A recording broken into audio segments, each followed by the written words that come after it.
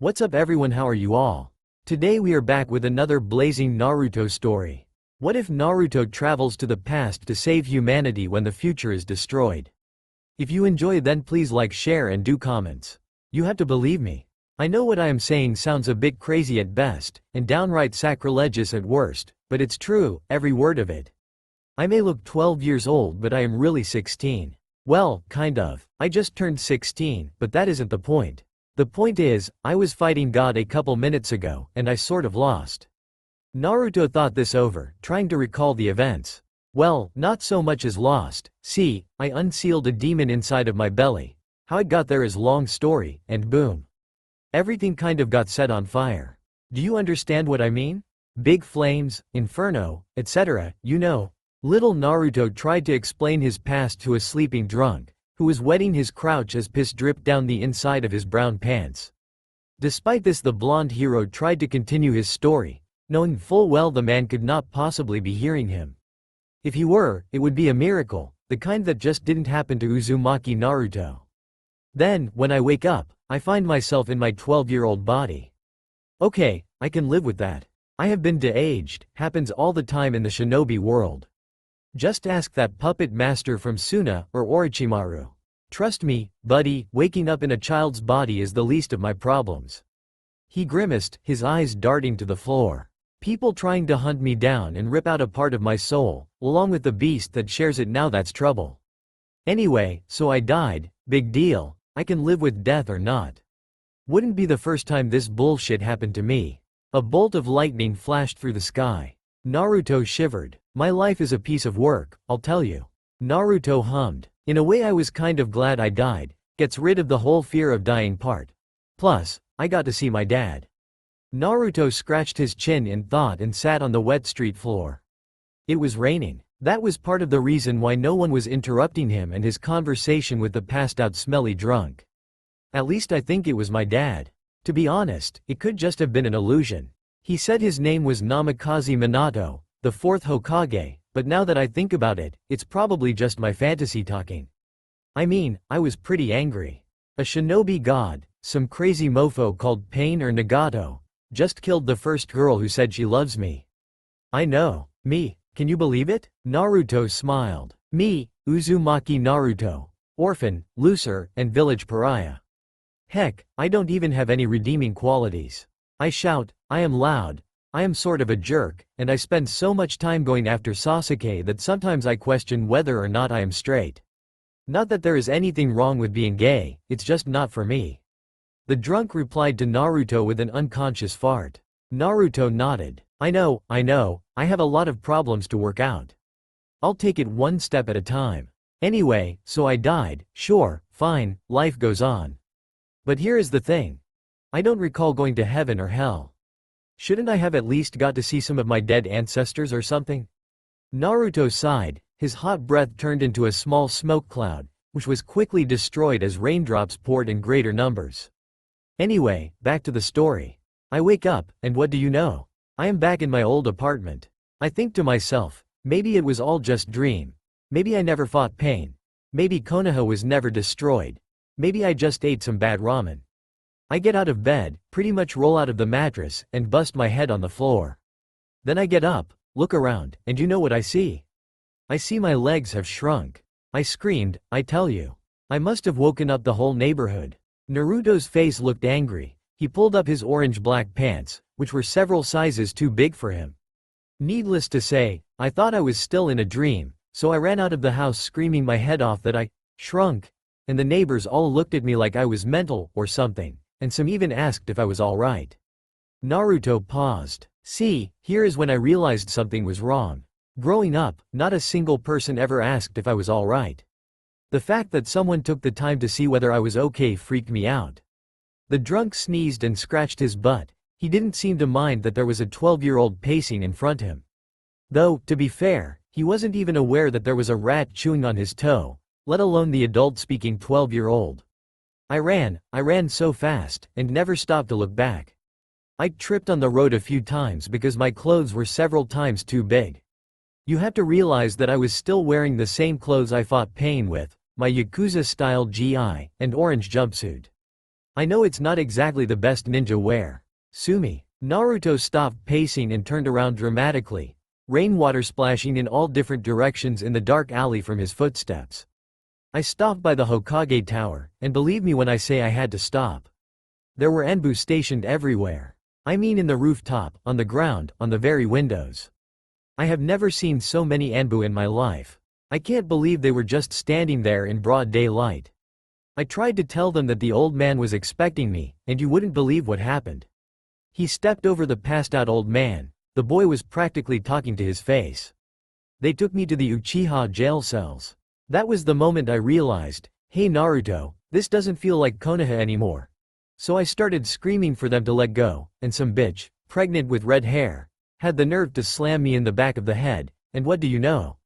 I go unconscious. Naruto was seething. Steam was rising where the rainwater fell on his blonde hair. The drunk yawned, and Uzumaki took this as a sign to continue.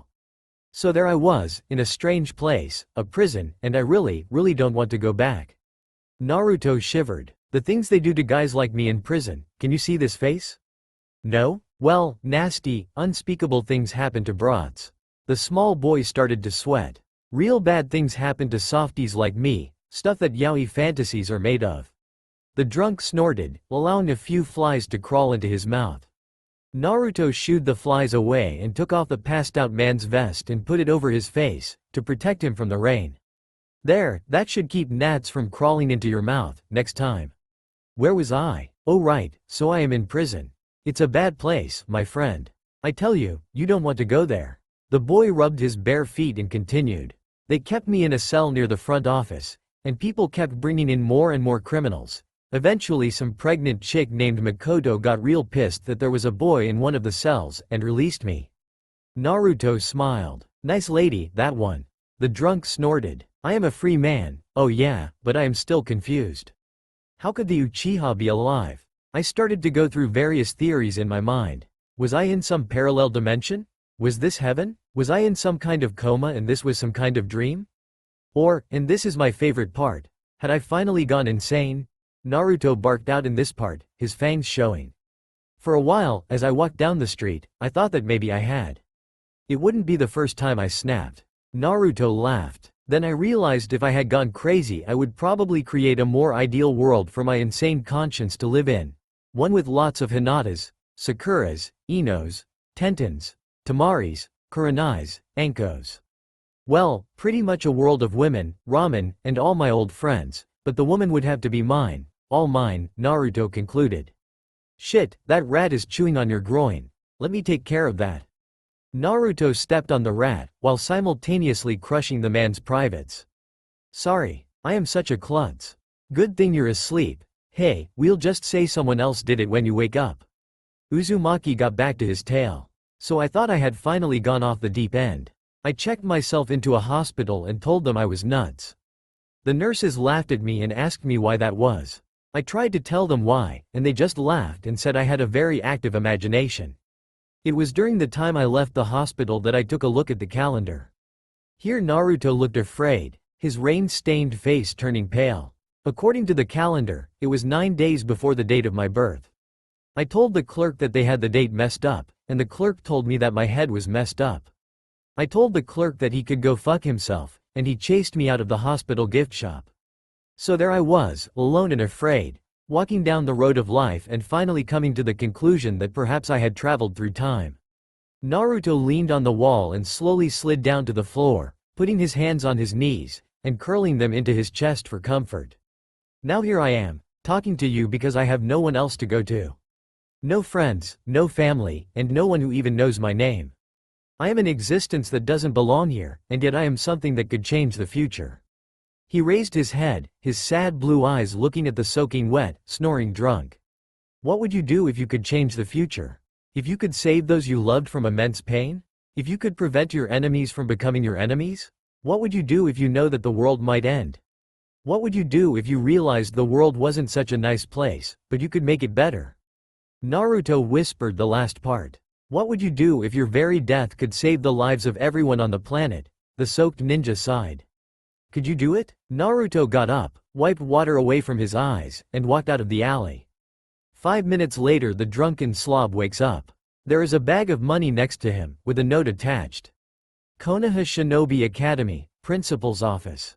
Excuse me, I would like to enroll in the academy. I don't have identification, I can't prove who I am in any possibly way, and I don't have any money to pay for the tuition. Naruto told the man in charge of academy administration. He was a tall man, and yet his entire body was covered head to toe in a trench coat.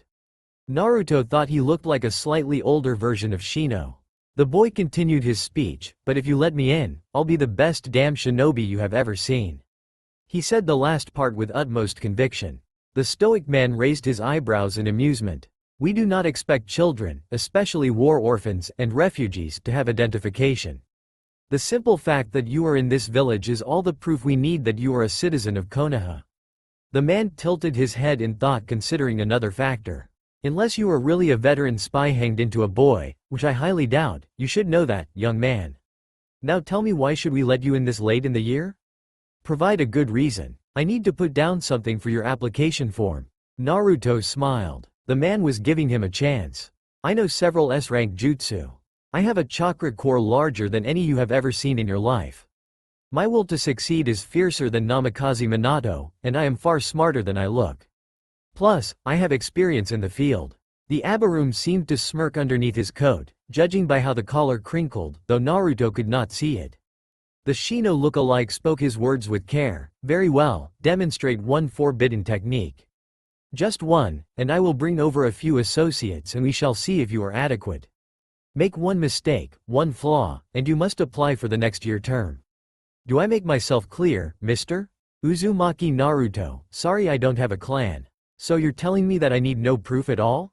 As long as I can show you right here, right now, that I have what it takes to make to the genin, you will give me a shot at the final year exams with children my own age. No strings attached, no tuition fee, full scholarship? The man nodded. Konoha Shinobi were having a war with Cloud and Iwa. They needed as many ninja cannon fodder to die in the front lines, if only to give their side an advantage. Civilians were withdrawing all their children at a fast rate and the troops needed to be filled as fast as possible. Though he, Abarum Shibi, doubted the boy, wearing clothes 3 times too big for him, would be able to back up his claim of being able to keep up with the children his own age. Still, he liked the child. He had guts and looked poor. Sometimes the poor could surprise you. Why not humor the dirty orphan? All I can say is don't go back on your word. Naruto smiled and made the precise cross-shaped seal that he had been familiar with for most of his life. Kage Bunshin no Jutsu. Konoha Shinobi Academy, Class 1A. Inuzuka Sume was not an especially tall woman. If she had to classify herself, she would say she was of middle height and weighed about as much as most chunin. It wasn't ever her height though that people remembered, her face was a different story. Judging by one's taste, it could be considered extraordinarily exotic, or exotically monstrous. The woman had spiky brown hair that fell down to her neck, which was held up by a Konoha head protector. Below her small brow was a pair of dark brown eyebrows that sat atop uniquely slitted black eyes that appeared more animal than human.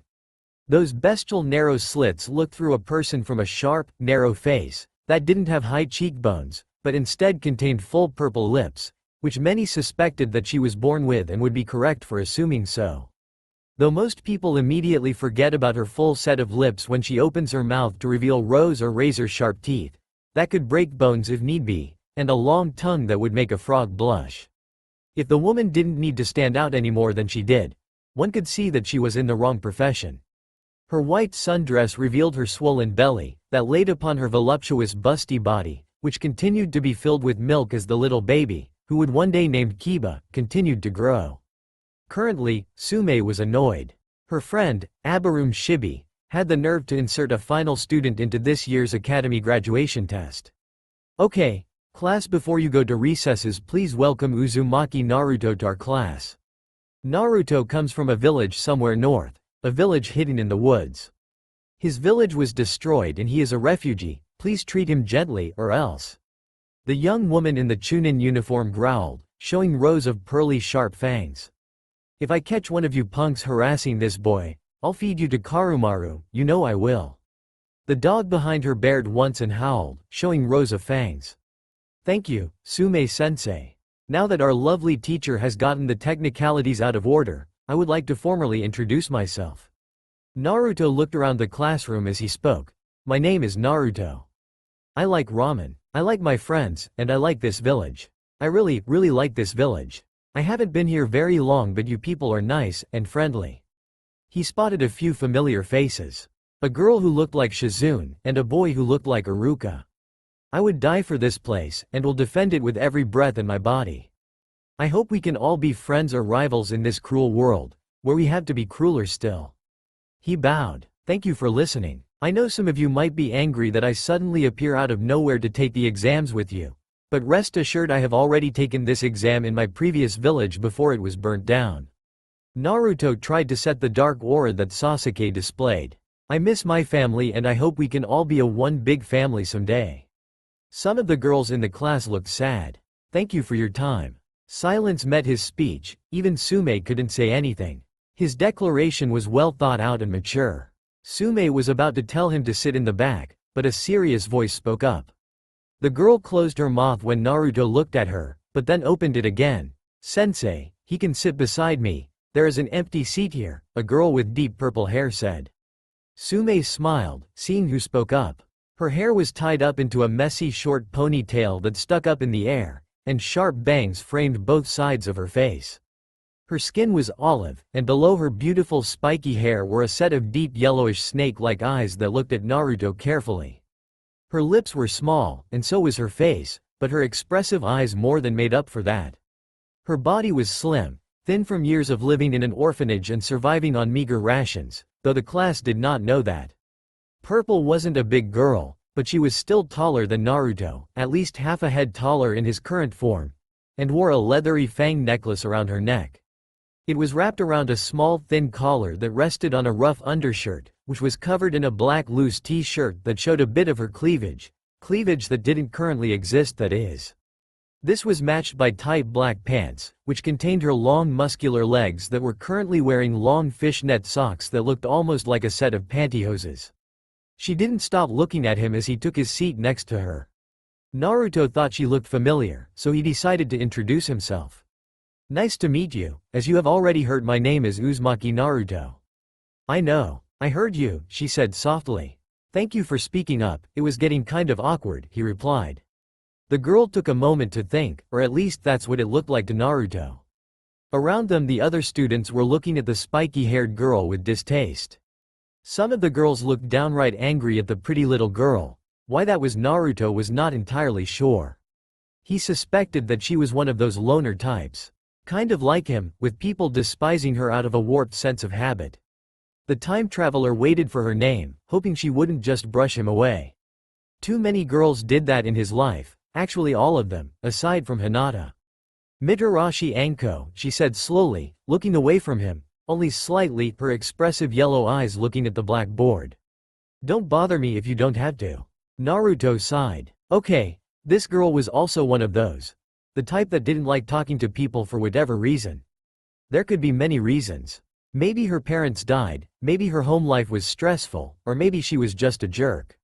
Who knew? I guess I just have to break her out of her shell, he muttered, making a shadow clone, which appeared outside of the classroom and headed out to his new home, to set up his bed. Konoha Orphanage. Rooftop. Yuhi Kurenai was 14. She was born from a mother who died before getting a chance to name her premature daughter, and a father who would probably remain a mystery to her forever. Kurenai, unlike Sume, was a tall girl. Her long legs allowed her to tower over the other females in her age group, giving her a more mature look that made it difficult for her to interact with children her own age. Unlike her best friend, Mitarashi Anko, she was the exact opposite of what some people referred to as a loli, and many times she had been hit on by men 3 times her age when she tried to dress outside of her makeshift ninja uniform that she scrounged up from the second-hand shops. Overall, she was quickly growing up to be a beauty, with good marriage prospects in the future, perhaps in the Hokage's son. Albeit, she might have to settle for the younger one who was a failure, a gentle failure, but a failure nonetheless. Kurenai spent most of her time as the matron of the orphanage. She, Anko, and Yugo were in charge of keeping the younger kids alive when the adults were away. Kurenai hated that all the orphaned boys her age went the academy early, graduated early, and died early. This was the sole reason she had to take up multiple roles of child rearing, repairs, and even sanitation in the orphanage. So it came to a great surprise when it was revealed that the new resident of her orphanage turned out to come in a pack of extremely helpful friendly Froggy clones, who made it their sworn duty to help repair the damage in the building before fixing up their owner's room, a very noble and selfless action in her opinion. Teenaged Kurenai was impressed. She watched them do their work, until she noticed something odd. So you're all clones, but this doesn't make any sense. You should have all been dispersed by now. Why is that? Kurenai asked, her red lips turned into a delicate scowl. You've been alive for the past 3 hours. That shouldn't be possible. Then there is the issue with your eyes. What is wrong with your eyes? Why do they look so frog-like? Do you have some kind of infection? Does your owner need to see a doctor? If so, we should leave soon. I don't want you infecting the other kids. Kurenai felt deeply uncomfortable seeing the boy 2 years her junior occasionally catch flies with his tongue. She shivered every time he did that. She couldn't complain, unfortunately, since he was fixing the roof of the orphanage along with a few other clones that looked like cross between man and frog. She could sense that there was a strange type of chakra infused in the clones, but decided to file that conclusion for another time. We're all super cage clones, miss, and boss told us to fix up this place. He'll be living here for a while, or at least for the next 9 days. What is going to happen in 9 days? The adorable teen Yuhi asked, capriciously. Is he leaving the village? The clones all looked at each other and looked sad. Trust me, you'd prefer not to know, they all said it about the same time. He's kind of going to leave this place, forever. It's a bit terrifying when we think about the thing he'll have to fight. The last word was said with ice. Kurenai shivered. Konoha Academy. Playground. Back in the academy it was time for lunch. Not surprisingly, no one was willing to sit with Anko, despite her cute looks, and even more adorable personality. Sure, her personality was cold, but it was the kind of cold created out of shyness, not arrogance, and Naruto enjoyed talking to people like that. Sadly, what struck Naruto was how antisocial she was. In the future this was his examiner. His first memory of her was the woman slicing open his cheek and drinking the thick blood that dripped down. He was so afraid at that time, but excited as well. Now seeing the lonely girl eating by herself on a swing, glaring at anyone that looked at her wrong, put things into perspective and painted a harsher picture of what type of person she would become. He could see himself in her little by little. When he was nervous, when he was hurt, he would act rambunctious. Before he became so annoying, he was a very silent child. Naruto could already see the kind of loud attitude the girl might possess if she lived that long. In time Anko might one day follow in his footsteps and be vastly irritating, or was it Naruto who had followed in her footsteps? Time travel made things vastly confusing. Naruto decided to take a seat beside her. This was the last recess any of them would ever have, and he wanted to make the best of it, for her at least. It would be nice for the 13-year-old to have one good childhood memory. Hello, Mitarashi-san. Do you mind not running away if I take a seat here? Already looking angry, I see. The girl looked like she was about to leave. Hold on before you start getting up. Let me take a moment to tell you that I am not trying anything. I am not hitting you. I am not trying to get close to you so I can hurt you later, and I am damn sure that I am not after any money you have. Anko suddenly looked insecure. Naruto just realized his mistake. I am not saying you're poor or anything, despite how plain your clothes look. Hey, don't look at me like that. I was just being honest. I am not a bad guy, really. I am not. The tiny Mitarashi was getting angrier the more Naruto talked, but she seemed to hold still. She glared at him with those yellowish-purple eyes, hoping he would stop talking about how poor she looked. She knew that already. She was an orphan after all. War orphans were generally destitute. Fine, you may sit down as long as you don't pull anything remotely funny. Naruto smiled and sat down. Funny? I am funny. I am very funny. If you give me a few minutes I can make a good joke. The girl looked away from him, and Naruto's face became serious. How are you doing, Anko-san?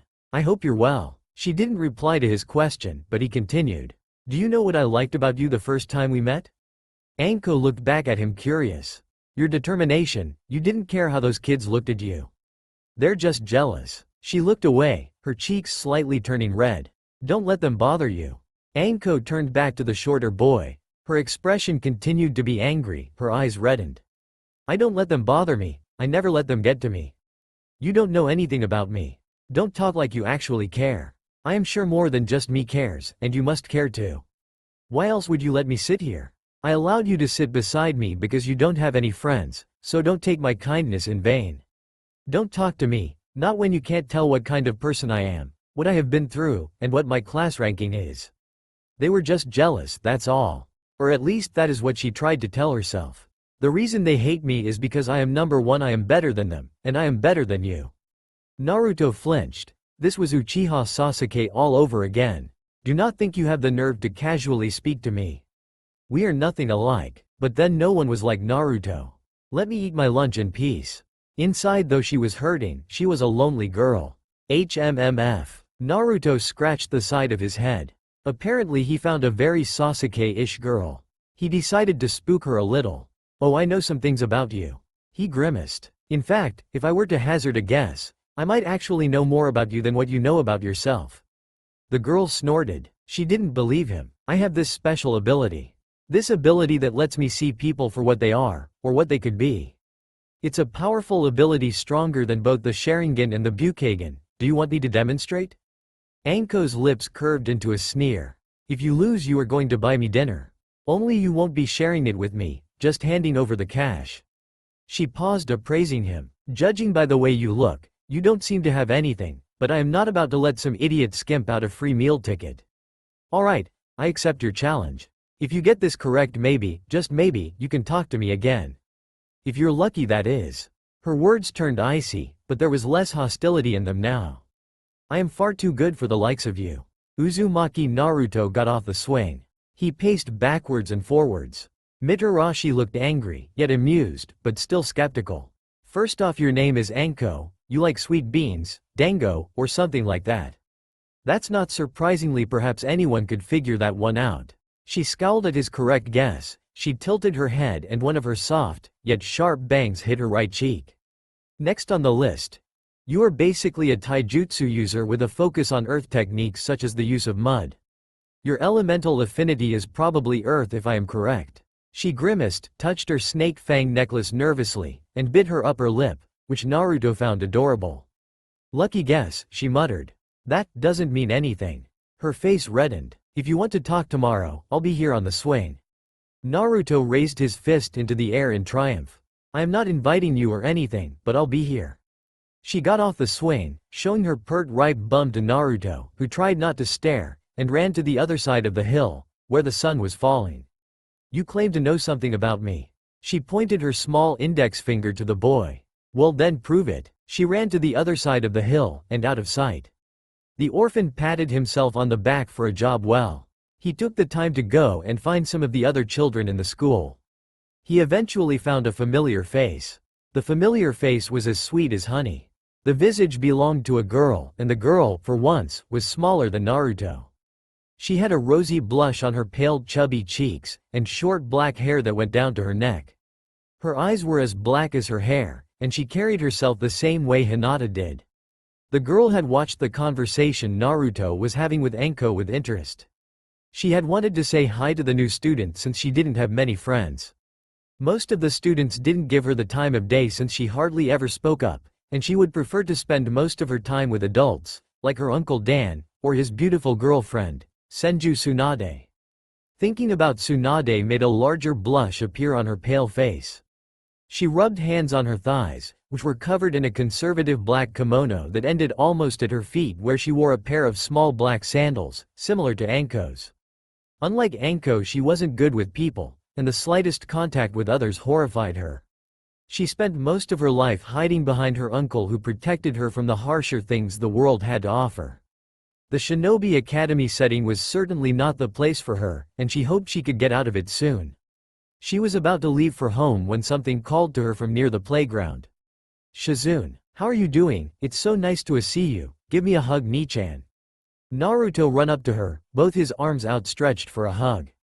Keep in mind that Naruto looked like he had crawled out of the gutter since his clothes hadn't been cleaned in days, and were literally scrapping the filthy crosswalks, since they were several sizes too big for him. Not to mention the fact that he had deep blue marks under her eyes because he hadn't slept, not completely, since coming back to the past and had been training non-stop to master his hand-eye coordination in his new childlike body, using hundreds of Kage Bunshin. Unsurprisingly, the girl took a look at the almost dead-looking boy and bolted, screaming for her uncle to save her. Approaching the new kid was one thing. The new kid stalking her was another matter altogether. Anko met up with Naruto, as promised. She thought she had finally found a friend, albeit a very suspicious friend, but a friend nonetheless. He seemed to be the decent sort, and didn't seem to mind that she was top of the class, despite not being from a clan. She thought he was decent, that was until the point he started talking about her personal life. Suddenly he resembled a cockroach. There are times at night that you spend by yourself. You don't cry, but you do things like cling onto your knees and just look at the wall. Anko was furious. Am I getting warm? Ah, you look angry. Excellent, I am getting close. Let's see, what else? Quote. Anko was grasping the chain of the swing so hard that Naruto was sure it was going to snap, despite it being made out of metal and reinforced with chakra. Right, just calm down and let me finish. He paused. You want the snake contract because you think if you can use snakes it will improve your ability to fight with your earth jutsu. Anko growled. Oh, was that supposed to be a secret? Sorry, maybe I should be a bit more discreet. The swing chain snapped and she walked towards the boys slowly, her face looking emotionally cold, a paradox in itself. Well then, you are an orphan. Like me, your parents probably died at a young age. This is all an assumptions, but I think I am getting close. You want to be an apprentice to Orochimaru because you lack the father figure that you so desperate desire. Uzumaki, stop, just stop. Please Anko, don't try and punch me. Just sit back down and let me finish. There is a good girl. Hey, you're frothing at the mouth, that can't be a good sign? Can it? Anko punched the boy in the face. Her cute lips were starting to crack into something monstrous, and Naruto suddenly realized she had fangs. If she bit down on him, he would bleed. Still he continued, my advice to you is to stand well clear of Orochimaru-san. Anko punched him in the face again. It wasn't working. He wasn't going down. Didn't you hear what I said? I told you to shut up. How dare he talk about her sensei? He had been her patron at the academy for the last year. He was going to take her away into a better life. She was going to be somebody. Had she not worked hard for this moment? Sure, he looks powerful and all, but I think he is sort of creepy. I don't trust him, not that I have ever met him before, but there are some bad rumors about him. I heard he does some strange things with those snakes of his. He doesn't. And I would hate for a ridiculously nice young girl, such as you, to get tangled up in something like him. Oh, please don't hit me. I was only making a compliment on your looks. Do you cut your own hair? She didn't answer. I think it's very nice. It would look even better if you didn't hit me so I can see through the dizziness. Anko hit him again and again. That didn't stop Naruto from talking, even as blood dripped down his puffed up face, and his teeth started to get broken to bits. One of his eyes was beginning to turn purple and swell from her hard jabs. If anything, her brutal treatment of the boy just made his childish voice become darker. He'll take advantage of you, you know? He's that type of person, Anko-san. Anko punched him in the stomach, but that didn't stop Naruto. This is because you are desperate, and also because you're a child. You want to be loved, and you want someone to love you, someone who is too strong to be killed off in this war. Rage boiled to the surface, but this time it was from Naruto. She didn't expect this. Yesterday he had only revealed harmless information. Now he was making her cry. How could he be so cruel? She thought he was a nice person, but she was wrong about him. She was going to talk to Kurenai this evening. Kurenai always knew what to say. Orochimaru is a great man, she said, he doesn't need petty vices. Great man, she says, Naruto muttered under his breath. Orochimaru-san is strong, he is powerful, and he looks wise on the surface. Those are the type of people who are the most dangerous when they are around little girls, especially girls who would do whatever he said. Powerful men have egos, Anko. They crave absolute obedience from those weaker than themselves. He will destroy you. Naruto caught one of her punches when she unleashed another scream and almost broke her fist when he twisted it and brought his face close to hers. She was starting to realize that the boy was not what he appeared. Naruto's eyes turned to slits, and he looked at her harshly. Trust me, if you give him ground he will have you wrapped around his sick little finger. He let her go. She was still crying, but Naruto continued, If given a chance, it might actually be a good idea to say no to the snake senin. He laughed darkly. Sure, it looks impressive on a resume to be his apprentice, but I have an odd feeling that by the end of the week the guy is going to be screwed. His face morphed into a monstrous grin, his wounds slowly healing before her eyes. You want to know why? It's simple really. His teeth continued to sharpen into razors. I am going to be the one to do it. Konoha Orphanage. Nursery. Kurenai was worried about her talk with Anko. The things the girl told her about Uzumaki Naruto were dreadful. Still, the new orphanage resident was willing to help out around the place, and she couldn't refuse him or kick him out. That would just be rude. Uzumaki Naruto slept in the worst part of the orphanage, where the ceiling would leak and the windows would constantly fall off. At night the storms of Konoha would enter through his window, and make the occupants in the room shiver, praying that their toes wouldn't fall off. It was the reason why Hayate was sick. He grew up in that room most of his life, and the consequences were starting to show. The boy was not healthy to begin with, and exposure to such harsh climates only increased his chronic sickness. Luckily, Hayate was moved to a different room when Uzumaki volunteered to sleep there. Later that same night, Naruto had created a team of clones to fix the room, invited some of the sick-looking occupants back into the room, and made a small fire jutsu to warm up the area. The children were very grateful, and suddenly the boy became their new favorite person, sort of like a surrogate dad. At the moment, the hero of the orphanage was helping out one of his future teachers. You're pretty good at changing diapers, Kurenai said. Your clones had a terrible time with them yesterday. Not that I am complaining, but it's a problem when we don't have enough diapers to spare around here. Yeah, don't remind me. I got their memories, remember? Plus you think I was just bad with changing diapers from your point of view, because you have babies of your own, and all, making you the expert, and me the rookie. No I don't, Kurenai said, looking extremely irritated. Do I look like a mother to you? Naruto pictured her in the future and decided not to answer. Konoha Shinobi Academy, Park. Naruto's most recent attempt of educating Anko on the evils of her future mentor weren't going as well as he thought. He had cornered the lonely girl in the park, and the results were not going in his favor. He had to chase her down many times before she even relented to talk to him. Do not talk about him like that, you know nothing about us. She screamed. Okay, see, here is the problem. He is already mentally taking control of you, and I am not saying that because I might be a potential enemy. I have had people try and control my life too. The thing is, the people who controlled my life were actually smart and nice people, so in the end it worked out fine. Why should I be afraid of him? He is a perfect gentleman, she said, trying to keep herself from stabbing him with her kunai. Here is why. If UAL assault means anything to you, you might seriously consider switching to a female sensei. The worst that could happen is Yuri in that situation, and frankly that's sort of hot. Hey, don't walk away. Anko-san, wait up. Where are you going? Anko didn't turn back, she had enough of his bullshit. Anko continued to give Naruto the cold shoulder for the next day or so. Naruto tried many different methods to appeal to her, ranging from jokes to insults, then back to jokes again. These only made her angrier at him for insulting her idol, causing her to try and beat him to death, again. Naruto was getting tired of trying to convince her that the snake only wanted to experiment on her and tried to talk to Kurenai about his problem. He found the red-eyed girl to be a wellspring of information about Anko.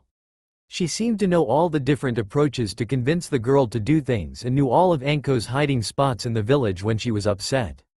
Kurenai may have only been 2 or so years older than the girl, but to Anko she seemed almost like a mother-aunt figure, which, given their age, wasn't entirely surprising.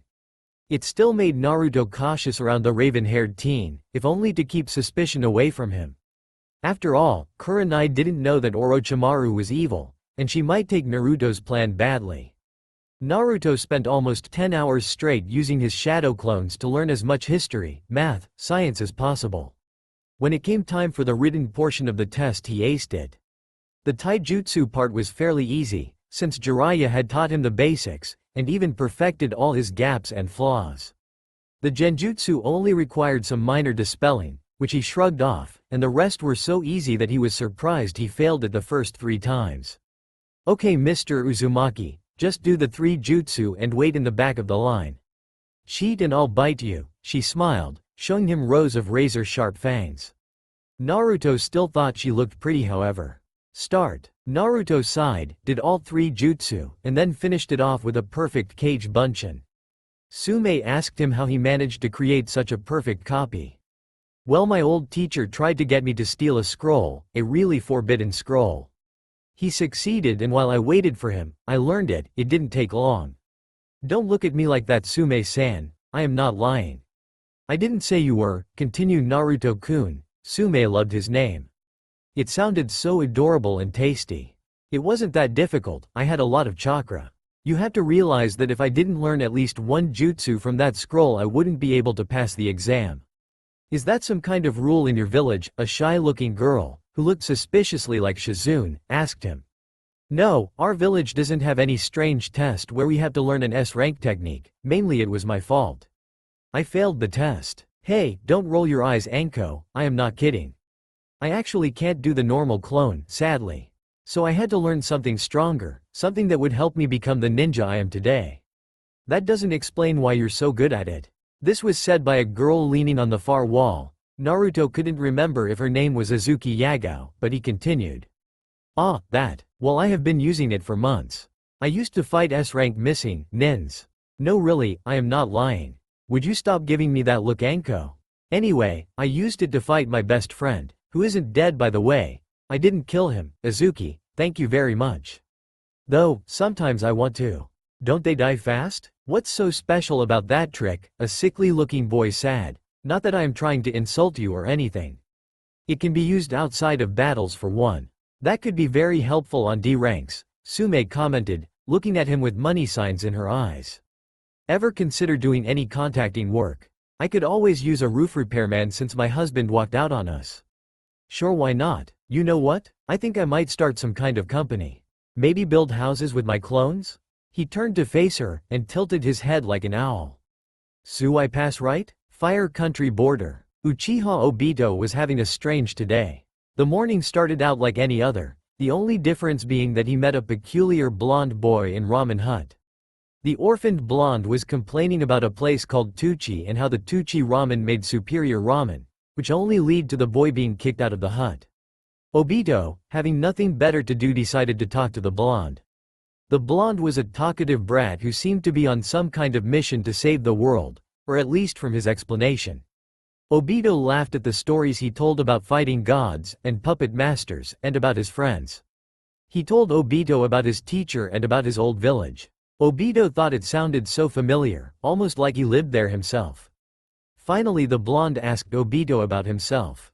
Obito told him a little about his team and his Junin sensei. Both explanations got the blonde boy more excited, and Obito couldn't help but tell the kid more and more about his life. He wanted to know too much about Namikaze Minato, the Yellow Flash, and Kakashi, though why the later, Obito didn't have a clue. Obito was reluctant to see the boy leave when his team arrived, and wondered why the boy looked so sad when he saw his teammates, or did the boy, Naruto, look sad seeing his sensei?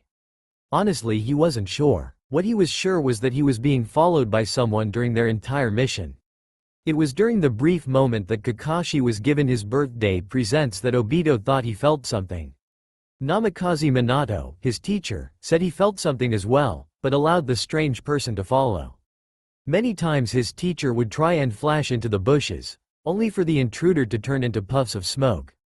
This went on for hours until his teacher said he was using too much chakra to shunsen and drive out the enemy, and that it was likely that all of the people that were likely following them were shadow clones, so the worst they could do was give away intel. Before they left for the mission, his teacher made an area-wide sweep of wind blades that destroyed as many of the hidden clones as possible and left his students to complete their task. Quickly their mission ended in disaster when Rin was captured. The two of them were captured by the enemy soon after. Kakashi was knocked out by some kind of hail of rocks, but it could have been worse since he could have been crushed by a boulder. Obito thought their team was going to die since they were all out of chakra. Then a miracle happened, a miracle that Obito doubted anyone would ever believe. He saw a legion of clones, and they did things with chakra that made absolutely no sense whatsoever. The team from Iwa was destroyed faster than you can say, shunsen, left broken, in neat piles in front of Obito. It was during their retreat that Kakashi and Rin woke up, on Obito's shoulders, that they asked what happened.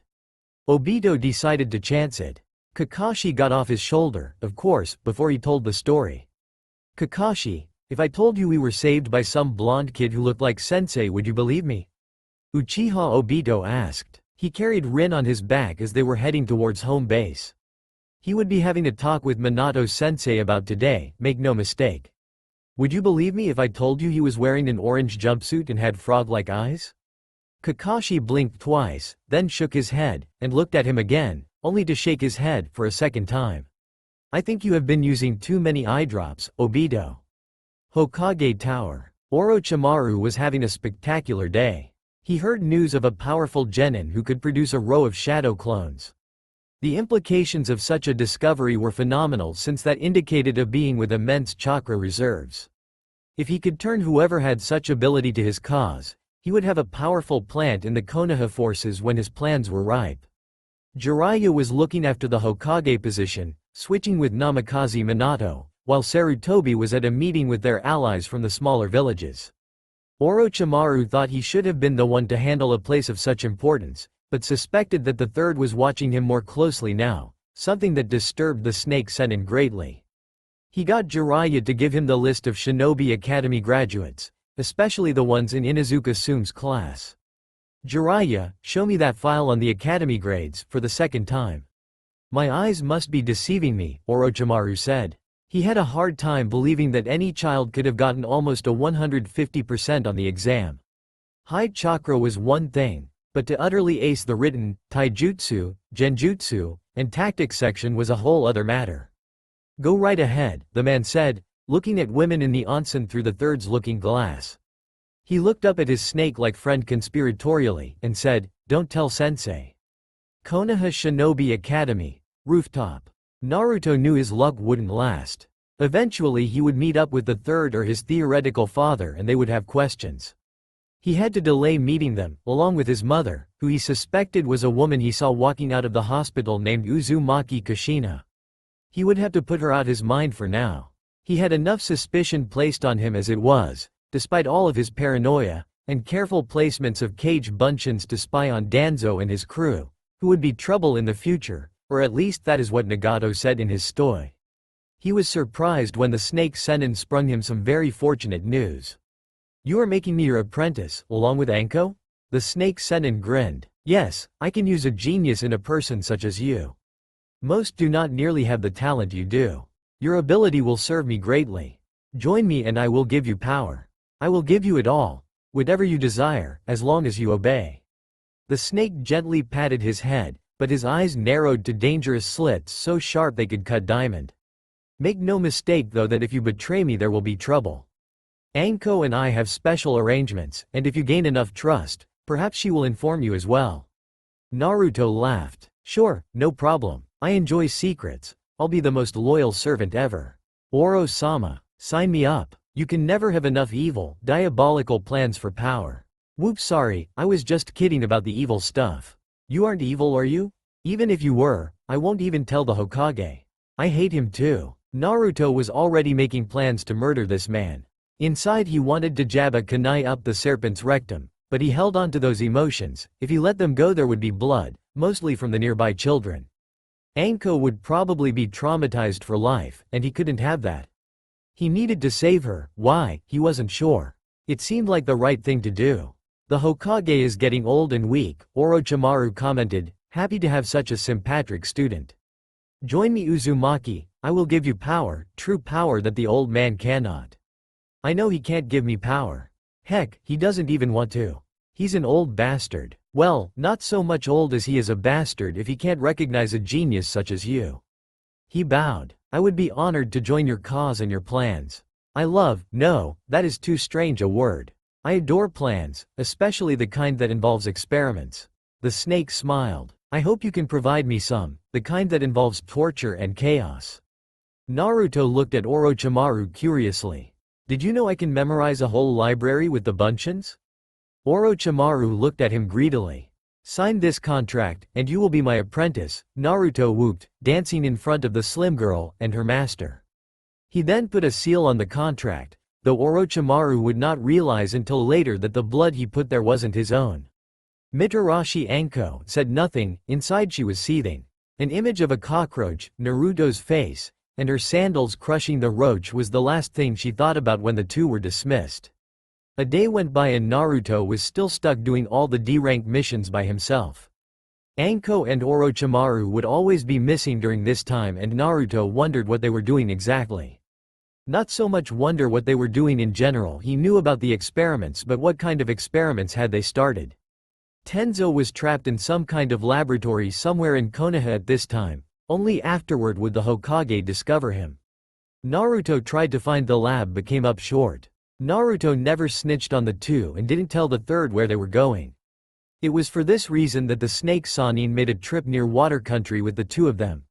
He wanted to test out Naruto's loyalty, and Naruto could not be happier. By the way, if we are going to this island where you want to show me something, do you mind if we stop near Wave? His sensei looked more than a bit amused and allowed it. His teacher was even more amused when Uzumaki Naruto came back from the ports of Wave with the severed head of a corrupt man named Gatu in one hand, and a pretty raven-haired girl named Tazuna Tsunami on the other hand. He saved me from this man's mercenaries. They were going to molest me, but he just came out of nowhere and blasted them. Then he swept me up and said everything was going to be okay.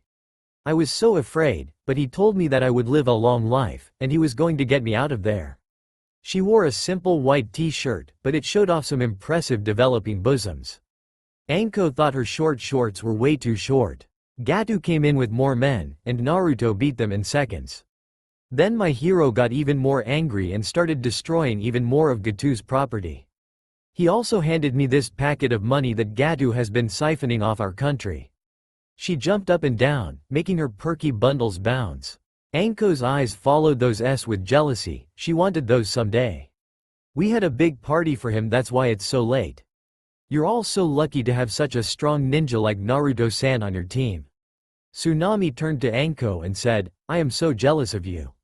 She kissed Naruto on the cheek and ran back to the harbor of Wave. Uzumaki, what was that about? Anko asked coldly. She was already reaching for her shuriken. What can I say? Being a hero is in the blood, so let's go, sensei. Evil mayhem awaits. Not that I think you are up to no good, but if you are, I am not going to tell. No, not me. If anyone finds out that you are doing illegal experiments, then rest assured, the snitch is Anko. Anko, please don't get any closer with that shuriken, no. Orochimaru's base, Sea Country. The first thing Naruto did when Orochimaru took him to his base was to pledge absolute loyalty. He willingly put the girls he kidnapped into the prisons and left them to cry in the metallic cells. Anko did not show any expression while this was happening and had blank eyes.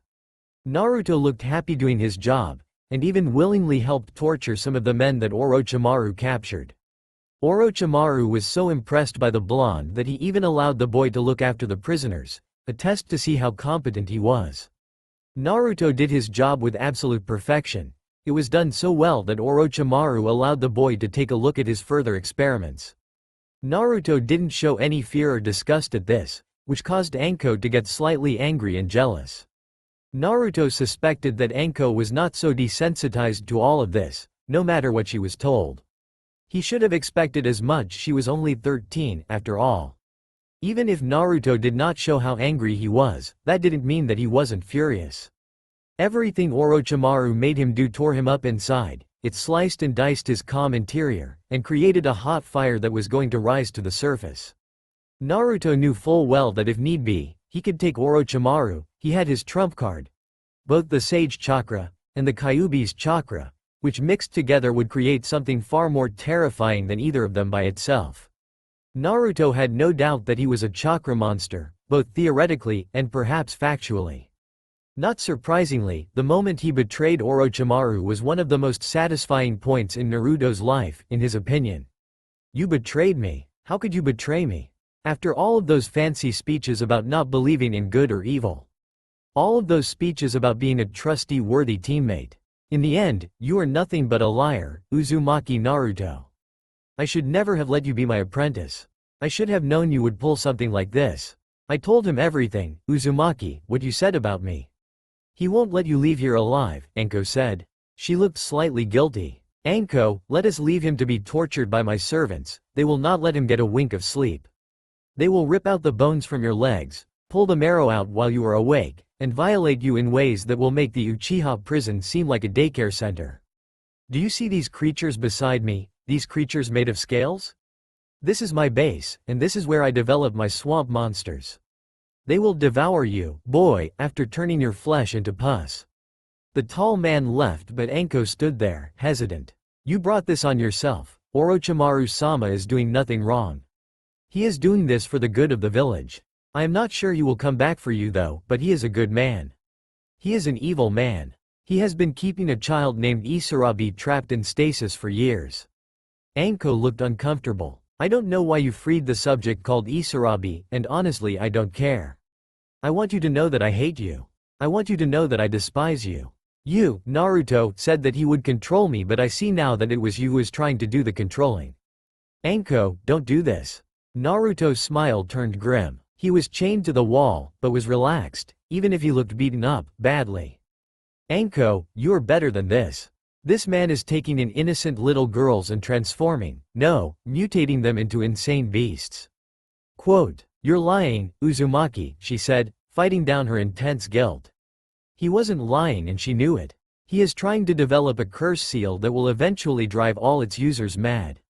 Don't you see that he will place one on you as well? Believe me when I say that I am trying to protect you. You may not know me, but I know you. I have only met you for a little while, but I can see that you are a good person.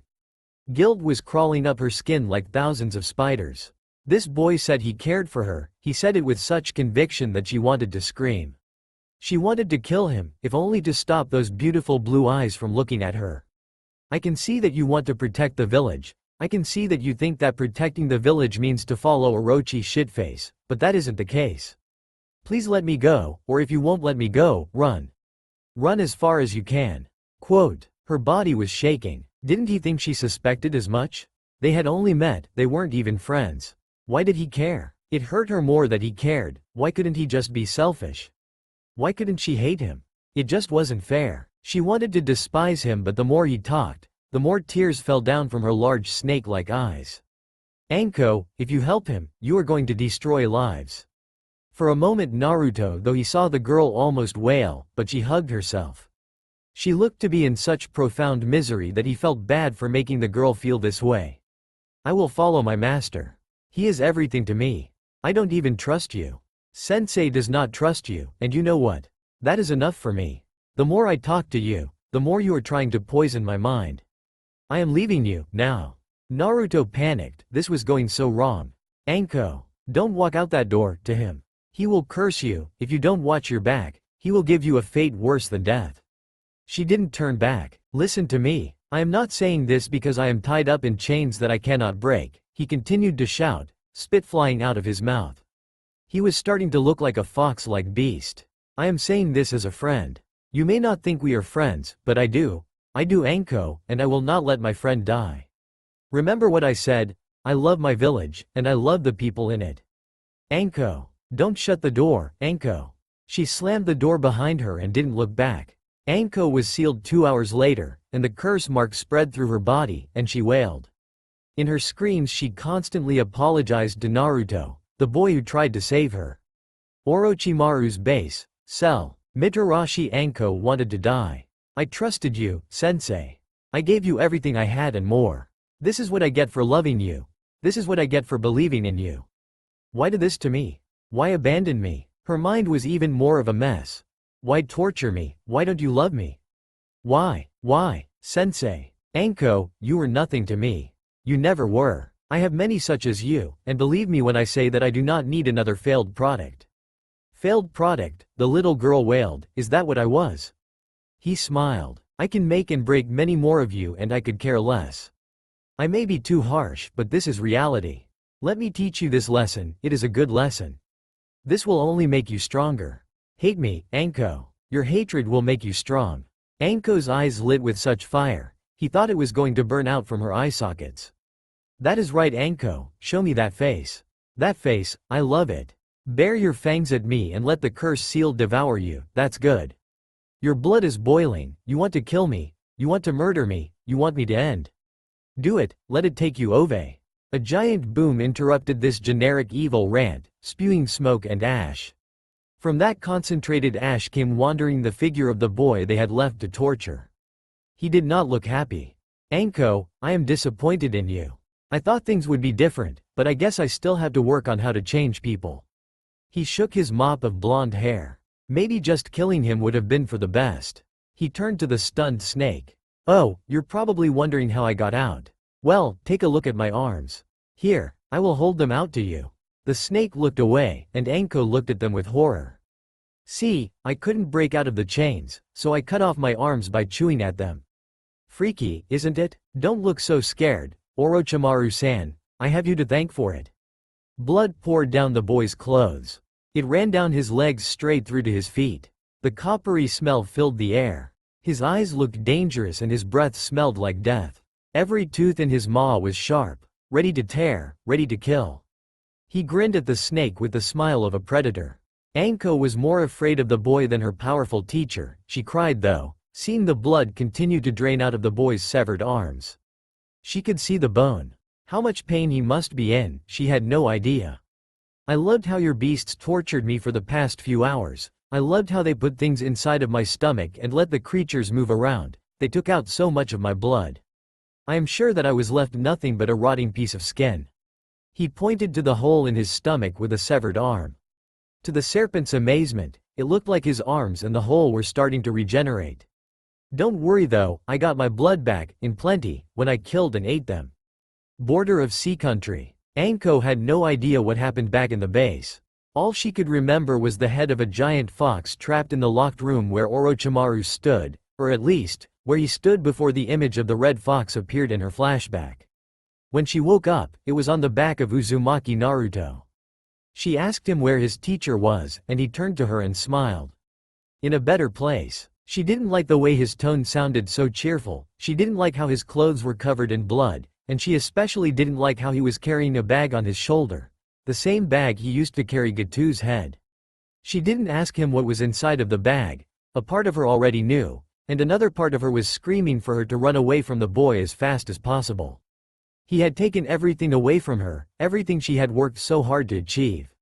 All of those years hoping to become an apprentice to a powerful ninja, to be somebody. It was all gone, gone like dust in the wind. She beat on his back, while he carried her back to Konoha.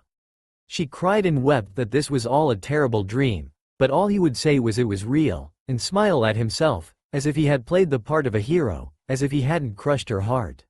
When he took her back to her home, took her back to Konoha, to a hospital, she told him she wished he were dead. His reply was simple. Everybody wishes I were dead, Anko, including me. No wait, especially me. But I am just too stupid to listen. Konoha. On the roof the Konoha orphanage 3 girls were having a nice day. They were talking about the new kid who had moved into the orphanage, and how his contributions had helped them by leaps and bounds. Naruto was a mysterious character at best, and probably a spy at worst, but he was a friendly spy. The girls had no illusions that they wouldn't have to report the boy's actions to the Hokage soon, considering all the times he would spend training in the forest with S-rank jutsu and sending off his clones outside of the walls of Konoha.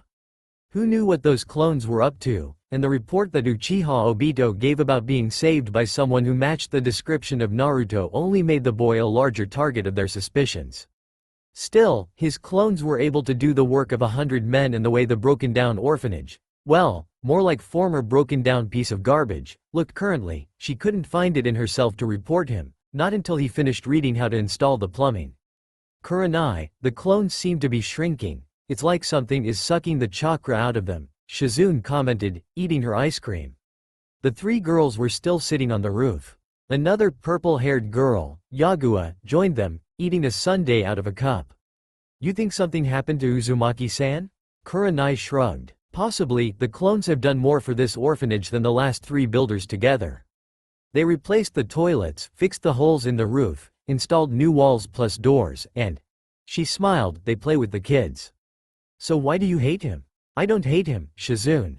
I just don't trust him. Why? Yagua asked curiously, wrapping her long tongue around a tasty, vanilla-covered banana.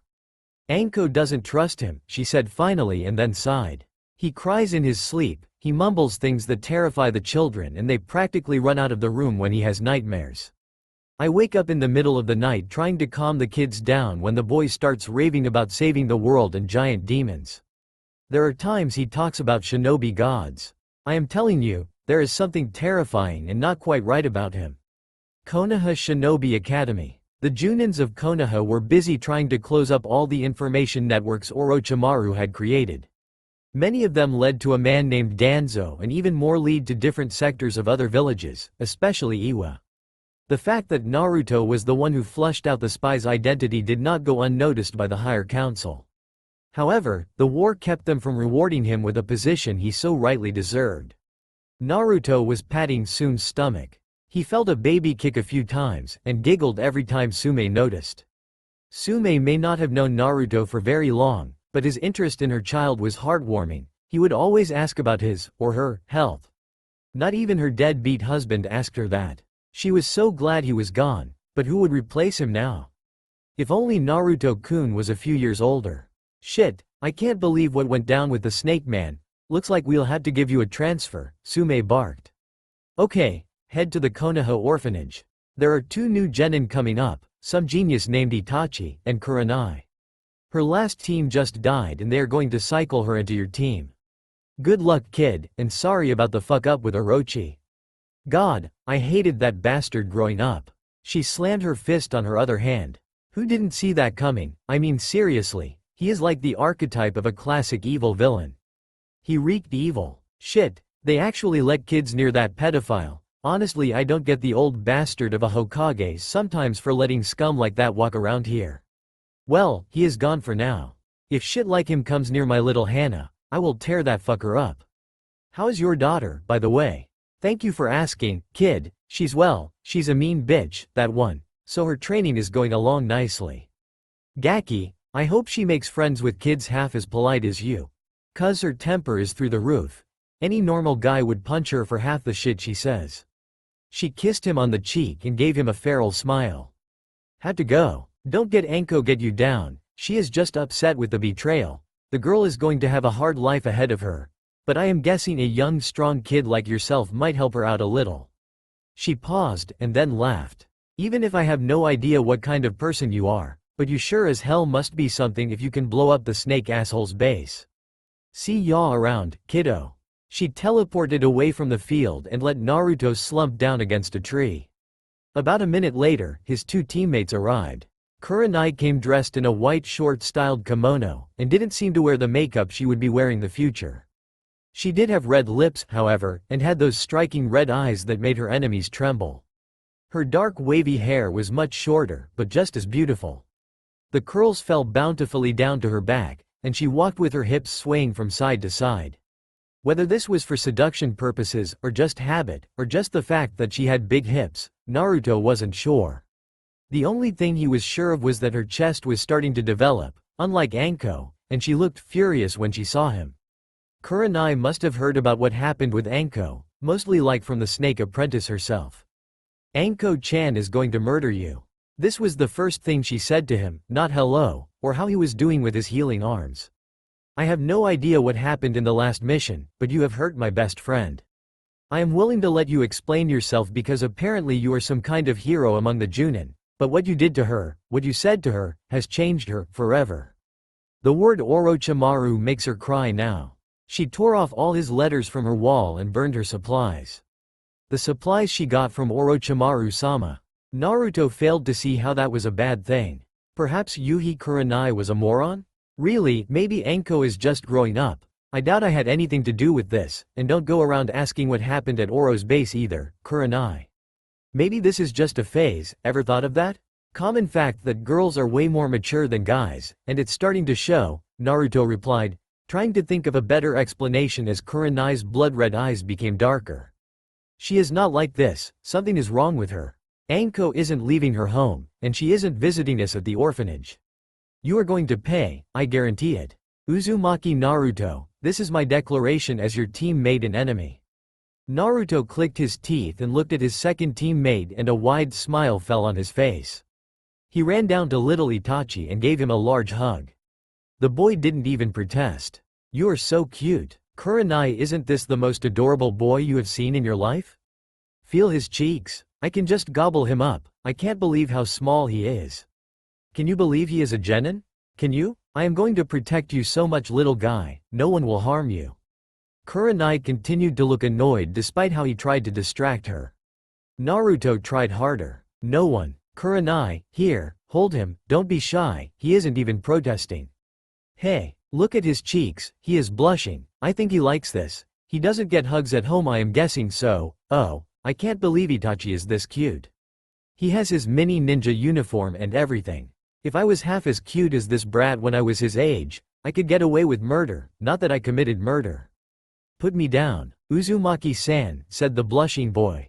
Naruto was about to do just that, when Itachi surprised him. But you may hug me, a little longer. Naruto hugged him until their last teammate arrived. Some strange boy named Maida Guy, followed by an even stranger feminine-looking sensei who called himself Yamanaka Inoichi. Hokage Tower. Everything was looking up for the substitute Hokage Jiraiya. So far, no real damage had occurred in the village. He thought he was doing a fantastic job until two old farts had to ruin his day with a bit of realism, and show him how careless, how foolish, his idiocy was, and how he hadn't noticed a boy looked exactly like his student running around in his village destroying things in the Forest of Death with S-rank jutsus. The Anbu tried to dismiss this problem. They confronted the rascal and he left with very much confusion. When asked to stop, the boy and his clones would just continue to destroy things, claiming that they were preparing to fight something in a few days, a being of infinite power and wisdom that would crush the citizens of Konoha like ants. In the end, the team decided that the boy was just suffering from some kind of mania, and it showed. Plus, kids have big imaginations these days, and it was nice to see such work ethic in young people, especially when there was a war going on. That didn't mean that they could ignore Naruto, however, as the Toad Sage was about to find out. Jiraiya, as the interim Hokage, you should take a look at this boy, Kaharu said, handing the man a file on Uzumaki Naruto. Our sources have no idea where this boy came from. At first we just assumed he was a war orphan, but that isn't the case, no orphan records were ever filled out. There was powerful electromagnetic kinetic activity near the slum region. The locals claim that he just appeared out of Uzumaki Kushina's apartment and ran out screaming about shrinking. It wasn't a big secret that Jiraiya despised the two old folks who tried to control his life. He had nothing against them personally, but the way they carried their jobs out annoyed the tall man to no end. They always talked about rules and regulations, but were more than willing to break them if need be. Jiraiya and Sarutobi knew full well that many of the funds of Konoha were being siphoned away by these two members and into Danzo's gnarled hands. It gave the Toad Sage no small amount of pleasure to displease them, like right now. Well, we can't do anything about him now, or anytime soon, Jiraiya said lazily, reading porn and trying to ignore the other two who couldn't stop shaking with anger. I just gave his team a mission.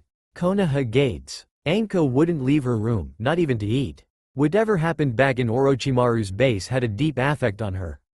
Fortunately, she wouldn't be suffering a seal forever since Uzumaki had gotten her to Konoha Hospital in time, but that didn't change the fact that it was Naruto who Anko would mumble about in her sleep. Kurenai spent many nights sleeping in the same bed as the smaller girl, making sure she was all right. She allowed Yagua to take charge of the children. She didn't think it was a good idea, but there weren't many options. Anko was her best friend, the two were stuck together at the hip. Both proud and stubborn kunoichi, both unrelenting in their desire to succeed, and both extraordinarily loyal to one another. That was one of the reasons she couldn't stop glaring, detesting, and absolutely hating the boy Uzumaki Naruto, who, despite looking injured since both his arms were covered in bandages, didn't seem to be too affected by what happened to Anko. Come on, hurry up team, we are heading off to Hidden Mist to escort this guy. Mr. Saizo, I am glad we can be of some help. You don't have to explain to us what you need to do in Mist as long as you are there safe and sound, while paying us, we'll keep our mouths shut. Naruto had paid this drunk to hire himself for an escort mission to Hidden Mist, the same place where Mizukage lived. If he could find a way to kill that man while he was still a child, maybe, just maybe, he could make something out of this. Maybe he could save Haku? I still think we should ask him about our mission, I don't trust him. Haven't I seen you passed out on the street? Kurenai questioned. Why do you have to go to Hidden Mist? All you did was hire us to go there, you didn't explain your purpose. That is the point. Did someone pay you? That is it, isn't it? Sensei, I honestly think this is a trap. She turned to Inoichi. Teacher, we should turn back, we had to go back as soon as possible. Anko needs me right now, and the way Naruto and Saizo keep looking at each other is suspicious. Now, we can't know that. This may be my first team, sure my promotion is questionable at best, and I should probably go back to working as the torturer and interrogator as soon as possible. He looked around for Naruto. Have as much faith in this man as Uzumaki, he did sniff out that traitor Orochimaru. And left Anko crying in her room, never leaving, not even for food, and believe me I don't like him, Kurenai replied scathingly. Hidden Mist Cage Tower. Momochi Zabuza, Terumi Mei, and Hoshigaki Kisame thought they had the worst jobs on the planet. Guarding the Mizukage was the most boring job in the world. For starters, they were pretty damn sure the man was near indestructible. Not only did he have a tailed beast sealed in his stomach, and was considered to be absolutely insane, but his advisor, some guy in an orange mask, seemed to always be one step ahead of any assassins that may try and harm him. The advisor just appeared one day and took over much of the administration duties. At first no one had noticed him since there weren't any big changes being made to the running of the village, but when certain bloodline clans started to find their weapons, wages, and lands being slowly taken away through legal means, they started to revolt. Mist wasn't involved in the three-way war between the lands of fire, lighting, and earth, they had their own problems to worry about.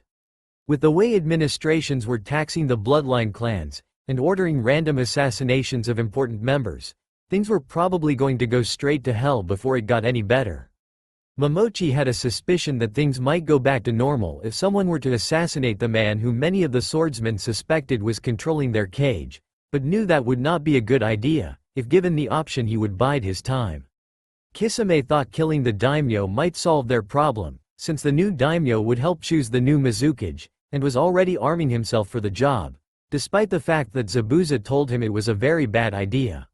No one said the Sharkman was a genius, and it showed when the head of the local daimyo came floating down a river one day, and Kisame was starting to be watched by their Anbu.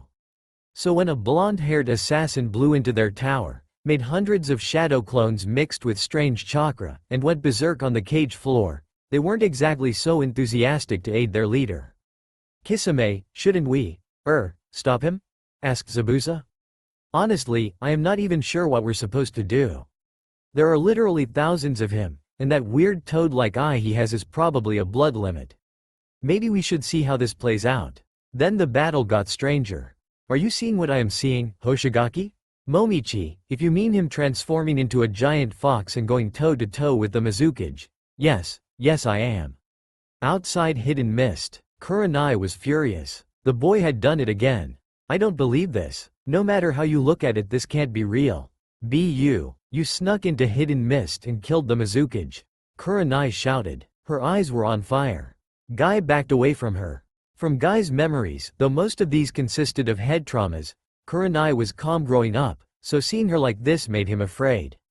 You left us near the front gates and battered your way into the cage tower, where you blew yourself up into 1,000 clones and assassinated the Mizukage. Itachi almost peed his diapers at the sound of her scream, her red eyes burning. Killing waves were coming off of her like the ocean.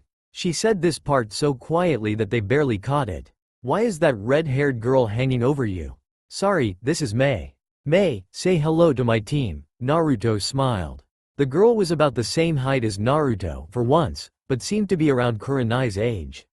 She had beautiful green eyes, and one side of her red hair was covering her eye, while the rest of her long rosy hair fell down to her knees. She rubbed her developing S, which were destined to get even larger as time went on, like Kurenai's, on Naruto's shoulder, which got another glare from the brunette. Mei put her cheek on Naruto's head, while smiling up at the taller Yuhi. She didn't particularly like Naruto, but teasing Konoha girls was fun, they always thought highly of themselves. Bringing them down a peg or two would do them some good, or at least piss them off a bit. Believe me, when he first came in, me and the other apprentice swordsman practically stabbed him to death. He wouldn't stop though, so we tried to ice him, and the ice users couldn't get him either. No matter what we did, he was unstoppable. He made some strange spinning sphere and broke through all the groups of shinobi that came his way. So, why is Naruto alive if he did all that? Guy asked. It turns out later that most of those guys were under the control of the Sharingan. A Sharingan user was taking control of our cage, so, figuring that out, we attacked and it was Naruto-kun here who saved us all by turning his eyes into frog's eyes and bringing out more energy and literally blowing up the tower with some super-powered jutsu. I can't believe that he prevented a genocide that was going to occur. He saved us. He saved my and my family's life, and believe me when I say that I would marry this boy if I could. Let's not get too hasty. Come back here someday, Naruto-kun. She kissed Naruto full on the lips and left him in a daze. The big-eyed crimson head left the group, with her large hips seductively swaying, making Guy and Inoichi look at Naruto suspiciously. Especially when they got a Konoha carrier hawk ordering the immediate arrest of the imposter, Uzumaki Naruto. Konoha prison. Anko left the hospital. She wasn't amused. The girl didn't know what to do, and that made her situation worse than anything. She tried to find that boy who saved her but she couldn't. He was apparently on trial for not following orders. Anko, I am glad you are out of your house, but I really think we should stay away from that Naruto person, Yagua commented. It's for your own good, Kurenai commented. He's not what he seems. He may have saved you from Orochimaru, but he has his own agenda. I don't care what the higher-ups say, the longer that boy is alive, the longer he is a threat to the village. You should be trying to get rest, not visiting him. Anko, are you listening to me? I don't know about that Kurenai, I think I might have been wrong. I talked to the psychologist today and he told me about the same thing Uzumaki did. I was wrapped around that bastard's fingers. I wasn't a person to him, Kurenai. If Naruto hadn't pulled me out of there before the curse seal became permanent, I don't know what I'd do. The three girls hung around outside of her room in silence. Kurenai eventually sighed. Get back inside, I'll go see where he is. He's probably out causing trouble again. Yagua, take my shift. I have to find that brat for Anko's sake, and I have a few questions of my own. Back in the Uchiha prison, things were a bit more interesting. How long will I be in this prison? I am not a traitor or spy or anything. I know it looks very suspicious, but you can trust me. The other occupants of the cell laughed. Naruto ignored them and touched his small belly. Itachi, do you mind getting me a drink of whatever? No? I am going to take it that you shaking your head at me as a huge nah. He sat on the floor. Guess I am stuck here drinking my own piss. Itachi looked like was going to vomit. No, sorry, I am kidding. This isn't funny, Naruto-san. The third is going to be here later this evening and he is going to question how you were able to sneak into Hidden Mist and outrun the Mizukage. Sensei tried to explain that you were some kind of hero, but they are going to interrogate you anyway. Please, get some rest. Later tonight, I will return and bring you back some food. He paused. How is prison? While I was sleeping, some guy tried to put stuff up my bum hole. What do you think? Itachi, you let him escape. Why would you do that, sweetie? She rubbed her pregnant belly while bending down to look her son in his twin Sharingan eyes. You barely even knew him, yet you did so much for him? Please let me know why you thought allowing the boy who we were going to question escape was such a good idea. Behind Makoto was a very pregnant Nara Yoshino, along with Inoichi's wife and Shuzu's wife. Yoshino-san walked all the way here to hold him down. Itachi, you have caused us so much trouble. You really shouldn't have done this. What am I going to do with you? We sent Team Yagua after him. Sume is at the hospital checking out her baby, and even with all this chaos she refused to help out. Why? The kid, Uzumaki Naruto, said she had a cute little girl. I know, Hana is one ugly girl. But that isn't the point. Makoto turned back to Itachi. We'll need your help, can you help us find him? I don't think I have a choice, but mother, please stay in the village. I don't want the baby hurt. So sweet, Mrs. Akamichi cooed, hugging the boy to her pendulous boobs. Itachi fainted from lack of air about a minute later. Unknown location. Route. His earliest memories consisted of darkness. Wherever his caretakers kept him, there wasn't a hit of light. Sometimes he would see flashes of something in the distance, and hear vibrations, but aside from that, he could neither see nor feel anything. He wasn't sure how he learned how to talk, and didn't understand how he got to understand those who took care of him, but he knew one thing. He wasn't normal, he was special. When he was old enough to crawl out of his dark cage, they ran experiments on him. He didn't know who they were at the time. All he could remember was an old man with a bandaged hand, his face covered with the same material. The man would sometimes ask about his progress, and then go away for a time. His caretakers continued to take blood samples from him and test him to see if he was okay. He was all right, he knew that. They knew it too, and he began to suspect there was something they weren't telling him. As the boy grew up, he saw more people testing him. They did blood tests and transfusions, although at the time didn't know what they were. He didn't know anything about DNA and knew nothing about the markers placed in his cells in an effort to track his survival. He had no idea of the blood samples that continued to be pumped into the man with the bandaged face, but the boy was no fool. The boy knew he was food. The boy knew he was trapped, and he knew that to the people in the experimental base, he was nothing more, and nothing less than a lab rat. He had seen them before, seen how they were poked, prodded, and dissected. Just like him, he began to grow angry. Resentment and hatred festered in his soul and it built up. He wanted to be human, he wanted to feel alive. He wanted a name, and Tenzo they named him. Tenzo, the boy who had the power of the first Hokage, and he didn't even know it. The experiments become more difficult, more challenging, and more painful. He cried the first time they pulled the marrow out of his bones to transplant it into the man with the bandaged face. He cried when they told him that if he didn't willingly cooperate, he wouldn't get any food, and he cried when he realized that killing himself wasn't possible, because he was guarded in his dark room. Destined to become the most powerful man in Konoha, and yet only to feel like the weakest. He was starting to feel his life wasn't worth living. Until today, when the bars of his cell slowly creaked open. Who are you?" little Tenzo asked. Small hands wrapped around the small boy's shoulders and pulled him out. "Not important, brat. God, what have they done to you? Quick, we have to get out. Can I leave this cage?" Tenzo asked. "Yes you can, now. I've been stuck here for so long, but people fed me before, now no one feeds me." "Where is the master, is he angry?"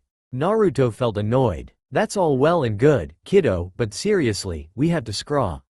"Am I in trouble?" Tenzo asked. "I didn't mean to cause any trouble, please do not hurt me. I am not mean or anything.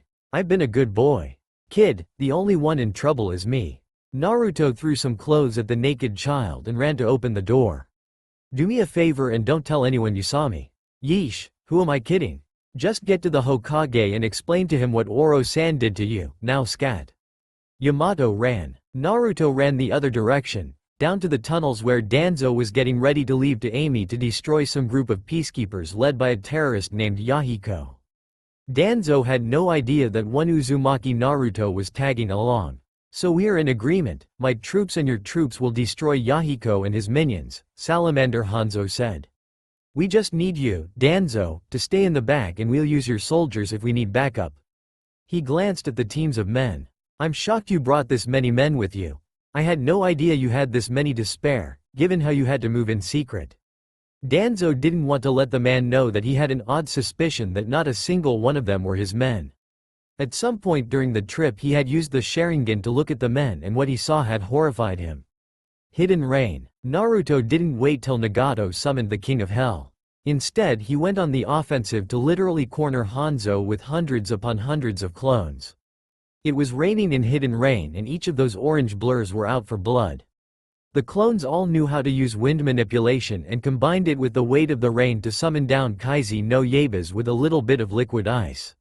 Needless to say, the dense and extremely sharp blades were a dangerous technique that tore apart the limbs of most of Hanzo's men. That didn't mean that Naruto was able to get away from the battle scot-free. If anything, he was the one who suffered the most damage since Hanzo tried to hunt him down with his infamous long-distance shunsen, only for Nagant to appear before him and tear his head off and place it on a pike made of ice. "Thank you so much. You saved Yahiko. What can we ever do to repay you?" "Anything you need, anything. Nagato, can you heal his arms? They look badly injured. Has he been sawing them off or something? There are parts growing back, what is that? Nagato, hurry." Nagato knelt down in the rain. He gently patted Naruto's head. "I do not believe I have ever seen someone such as yourself. You managed to smuggle Kanan out of there. It was then just a matter of time to fight back against Danzo and his goons. though I am shocked that Danzo had no idea that his army was really just your cage bunchins. What is your name? Naruto, Uzumaki Naruto. Now, if you will excuse me. There are about 100 Konoha hunter nins who are out for blood. If you wouldn't mind explaining to them that I am some kind of hero, and that now that Hanzo is dead and you are the Amikage, I would greatly appreciate it. He fell unconscious. It was then that Yagua's team found Naruto and arrested him. She had seen what he had done, and felt sad doing this to him. Nagato tried to stop this at once, but Naruto's hand touched his arm while he held onto him. His eyes slowly opened. Don't hurt her, she's just doing her job. Yagua felt a flush on her face, realizing that the boy was only thinking for her own safety, despite how dead tired he looked. She wanted to know more about this Naruto and realized that she would have to have a talk with Kurenai and Anko when they met up. Konoha. See, Itachi, this is why you shouldn't do good deeds. They just aren't worth it. You save a country from committing genocide, then help overthrow a dictator in hidden reign, and this is what you get. It's so depressing how we treat heroes now. Back in the ancient days, you slay a giant demon and suddenly everyone calls you God. What does a guy have to do around here to get an ounce of respect? Or fair treatment? Yes, I like the latter one much better. Do not worry, Naruto, the council will let you out in 3 days. Itachi handed him some food through the bars. I believe they are assigning you to another team, Shizune's team, led by her uncle Dan. Perfect, I think I got my next mission, Naruto said, smiling. Hey, can you get your mother to bring me some of her cakes? Those are really nice. Also, how is the baby doing? Very well, thank you, Itachi said, pleased that the boy always asked about his soon-to-be-born little brother. Naruto Nissan, here is the box of ramen you wanted. Tenzo walked in carrying a crate of the stuff. It was twice his size and 3 times as wide. It was heavy so it took me some time, but I hope you like it. I don't know if I got the right flavor or not. Meh, ramen is ramen once it's in water. You want to stick around and eat? Tenzo generously nodded. The 2 genin and 1 pre-genin sat down to have their meals. Itachi had to feed Naruto though, since he was wearing a straitjacket, and Tenzo had to wipe the slop that fell onto him while he chewed. Still, it beat hunger. Jiraiya, have you read the report on that Uzumaki Naruto? He asked angrily. Why didn't anyone find it an important topic to tell me there was a genius child turning the world on its axis rotting in the Uchiha military jail? The fact that he looks like Minato and carries Kushina's last name is secondary, however, I would assume someone would have sent him to a psychologist after he cut his arms off to escape Orochimaru's lab. The third was going to kill his student.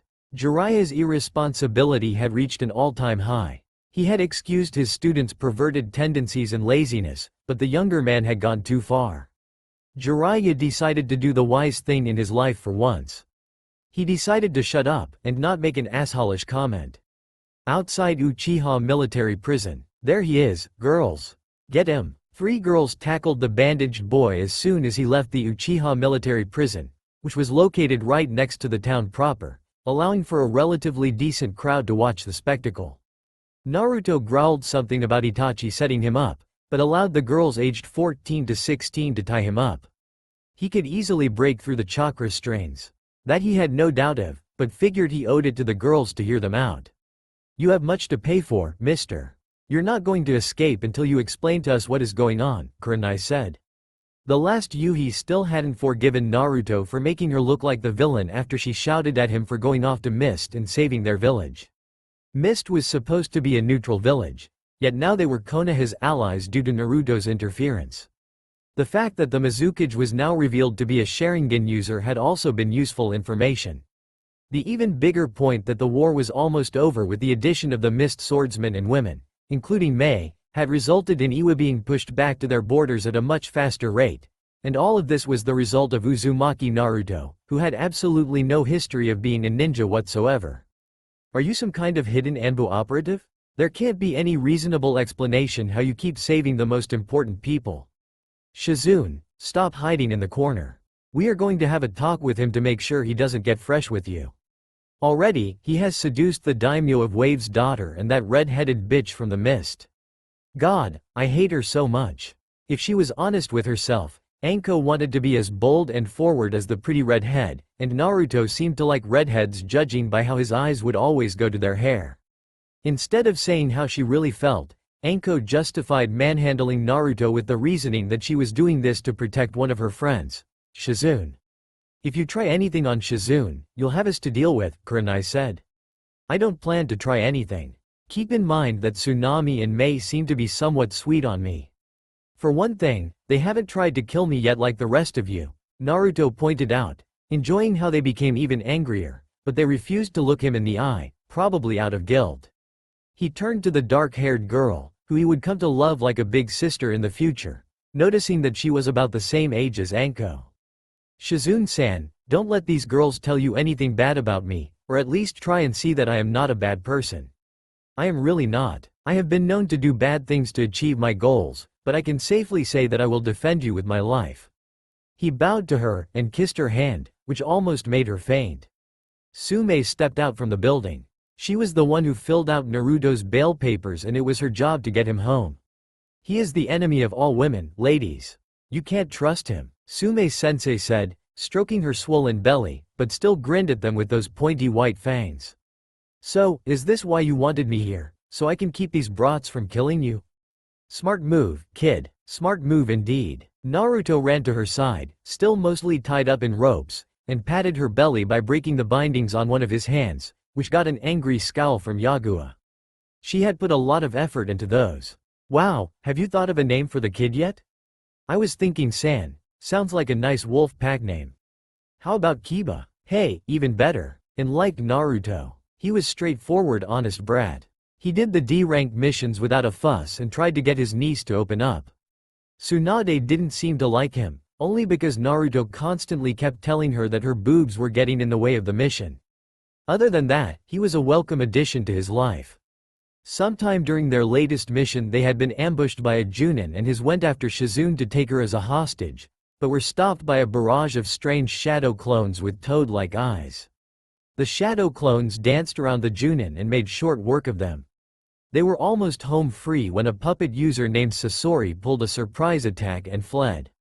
"Border of hidden sand, you shouldn't have taken the air bullets for me, Naruto," his teacher cried. Shizune sat beside him as Tsunade tried to stop the blood from flowing out of him like a hydraulic pump. The busty blonde wouldn't stop shaking at how much blood could be contained in a little teenager. Naruto figured that if she didn't get her hands out of his bleeding chest, he was going to actually die. "Tsunade-san, do you mind not trying to save me? If you just let me go for a second I can regenerate my skin." "Fool, what are you talking about?" she screamed. "Can't you see I am trying to keep you alive?" Naruto pushed the hysterical girl off and stood up. His organs were half falling out of his belly, but he pushed them back in with his tiny fingers, much to Shizune's horror. "You guys might want to step back." Naruto drew on the power of the Kyuubi in his chakra coils and a violent red chakra surrounded his body like a demonic cloak. It turned the rain into steam, the grass into ash, and caused the others to run away from him as fast as possible when they saw that the wall around Naruto was on fire. "There, that's better," Naruto said, before falling asleep. Shizune caught him before he could hit the ground. "Uncle, I want to be able to do that too." "Sorry Shizune, that's a blood limit. You can't just acquire that kind of power." "But I want to," she sniffed. "How do I get it?" "You can't but your kids might," Tsunade said idly, then blinked when her boyfriend glared at her. She raised her hands in a defensive gesture. "Not that I am trying to imply anything." "Shizune, why are you looking at Naruto like that?" It was a later question that got Shizune even more interested in Naruto. "Do you mind if we take a quick trip to Suna? There is something I have to take care of." Naruto got off his teacher's back and ran to the dessert. "How does he have so much energy after almost dying?" Shizune asked. She felt nervous that the blonde might pass out and never wake up. Tsunade shrugged. "Who cares? We'd better follow him, who knows what kind of crap he might pull in Wind Country."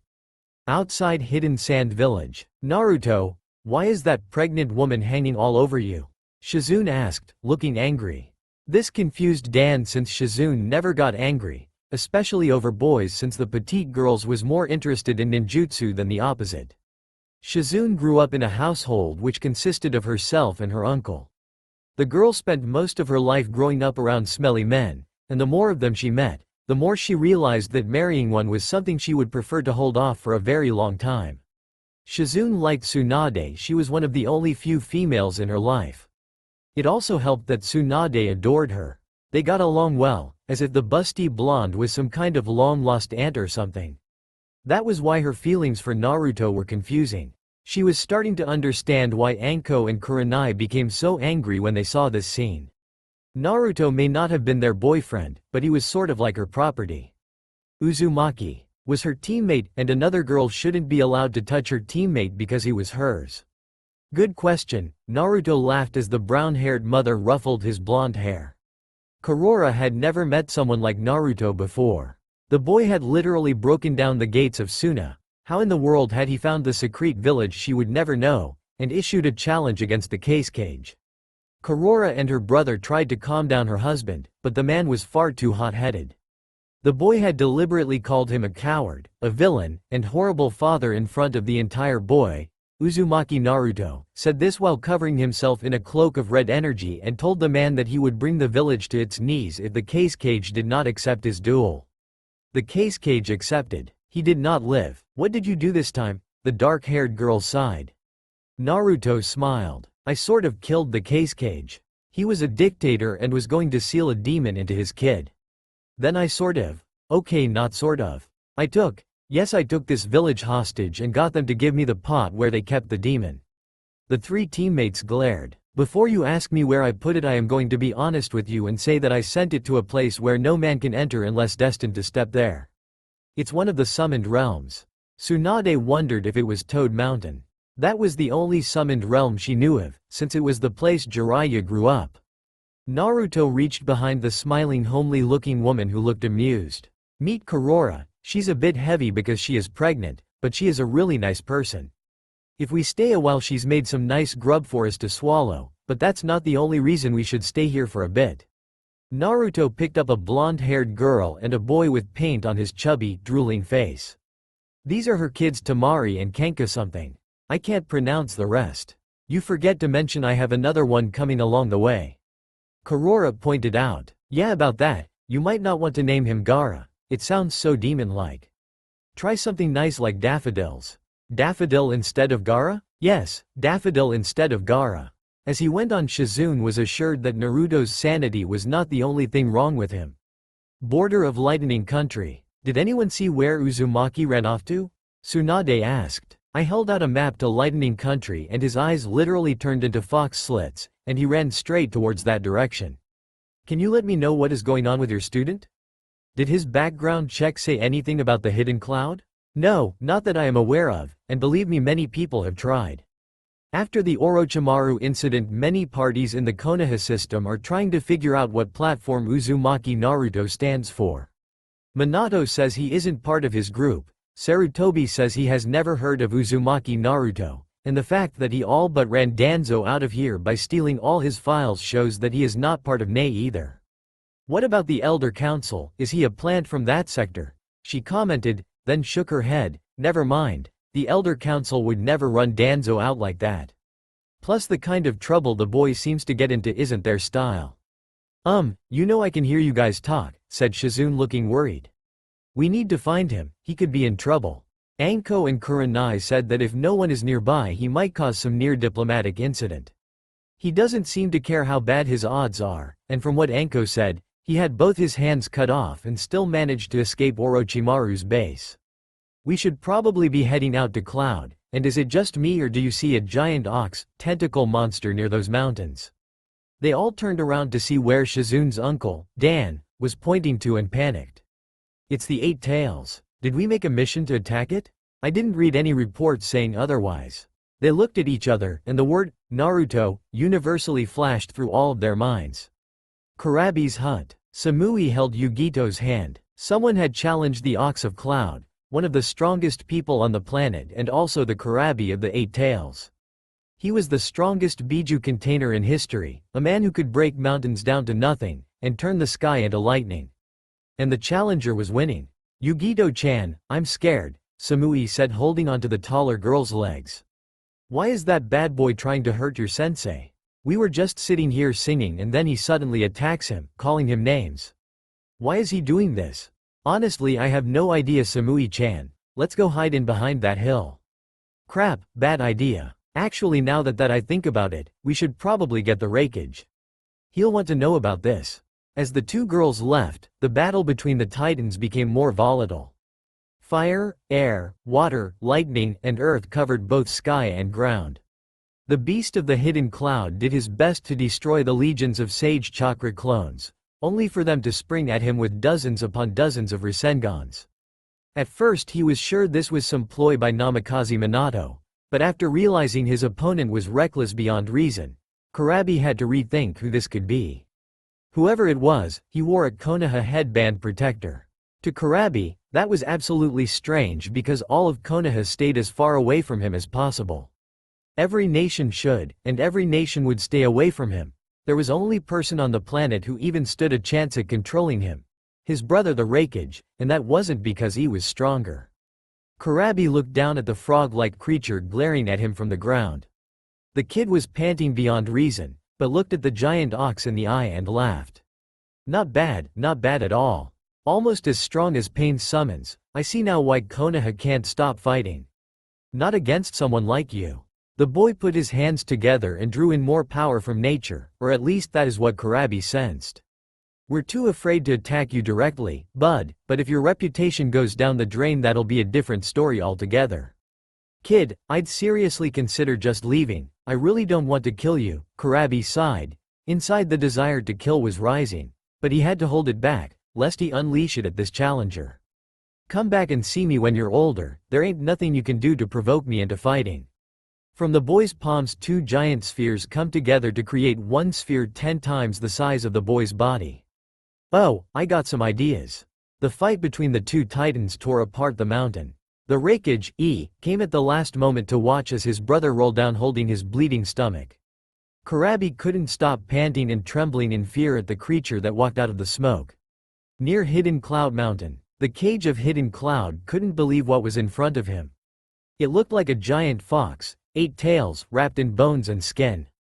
There were several pieces of frog-like scales covering its snout, and its large frog-like silted eyes glared down at him from the top of the mountain. It was slobbering and drooling, getting high off its own power. This was the living incarnation of uncontrolled Biju energy and Sage energy. Kurabi, get away from that thing. The Raikage managed to escape with Kurabi as the beast set its eyes on them. Whoever was the host of such a creature had lost control altogether. The giant fox-like creature was transforming into a more frog-like beast, its tongue becoming loner and its long sharp teeth getting smaller and gum-like. It made the Raikage sick just looking at it. It made him even sicker when the creature spoke. Raikage, we need to talk. I am the Elder Frog, and I came with a prophecy from the future. I have borrowed the form of this human to speak to you. The Raikage watched in amazement as the being that called himself the Elder Frog shrunk and morphed into a panting boy, whose tired eyes looked at the two from atop the broken mountain. Quote, we need to come up with a backstory. I don't have much time. You must hear my prophecy of the future. The very survival of the shinobi world depends on it. In a few moments the team from Konoha who this boy happens to occupy will be here. We'll have to make a cover story. But right now I have something to tell you about a group called Akatsuki.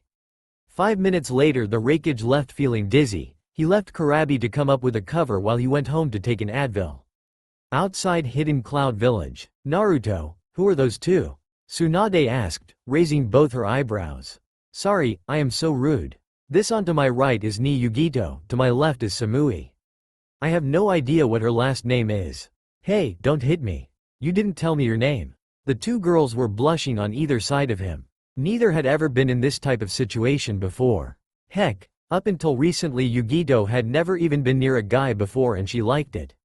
They are my tour guides for today. Apparently the Raikage wants to recruit me into this village.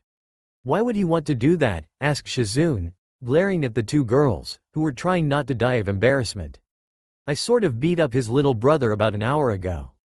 In my defense, that giant 8-tailed ox attacked first when I told him rap sucks. Rap is where it's at, the voice of Kurabi shouted from atop a nearby mountain, despite being covered in bandages. It's your smutty stories that suck. Oi, you want a round 2, come bring it. Konoha. News of the 8-Tails' defeat and the war ending with Claude spread like wildfire. Once again it was the mysterious Uzumaki Naruto who caused it. The council was fighting internally with themselves, trying to figure out what to do with him. Interrogation was certainly an option, but the idea of interrogating a 12-year-old would be a huge blow to the reputation of Konoha. They had an image of being child-friendly to maintain. Needless to say, Naruto's image became more enormous than Gamabunta, and the fangirls were sprouting faster than grass. That was why the girls of Konoha Orphanage were having a meeting. Konoha Orphanage. Girls, we can't let those other girls get their hands on Uzumaki. You better believe it, growled Yagua. The hunk of boy meat was far too important to just let him be lost to another village. The kind of power the cloud and mist might influence if he were to switch sides would be almost too much. Kami knows what they might do to him. He is way too trusting, Kurenai said, pacing up and down the room where Anko, Yagua, and Shizune sat. They were in Tsunade's house, and Shizune was the only orphan among them with living relatives, with her uncle was dating the slug Sanin. We have to tell him that we mean business and that we are only looking out for his best interests. Precisely, those harpies just want him for his power. They know nothing about him, Anko interjected. She hated Tsunami, and from what she heard about Mei, Samui, Kurara, and Yugito, she despised them just as much. Anko shouldn't have to share that stupid Uzumaki Naruto. Well, she shouldn't have to share it with anyone who wasn't her friend. Shizune raised her hand and blushed. We don't know anything about him either. That's not the point. He is Konoha boy, and he is going to find a good Konoha girl to settle down with, Kurenai said. In that case, my uncle approves of him. Senju Tsunade is trying to arrange something, she said, blushing as the other girls unleashed a bout of killing intent at her direction. Not if I get him first, Anko screamed, running out of the door. Anko, no cheating, Kurenai shouted, following her best friend. Inside she was happy Anko was back to normal. That still didn't mean she was going to let the younger girl have Naruto.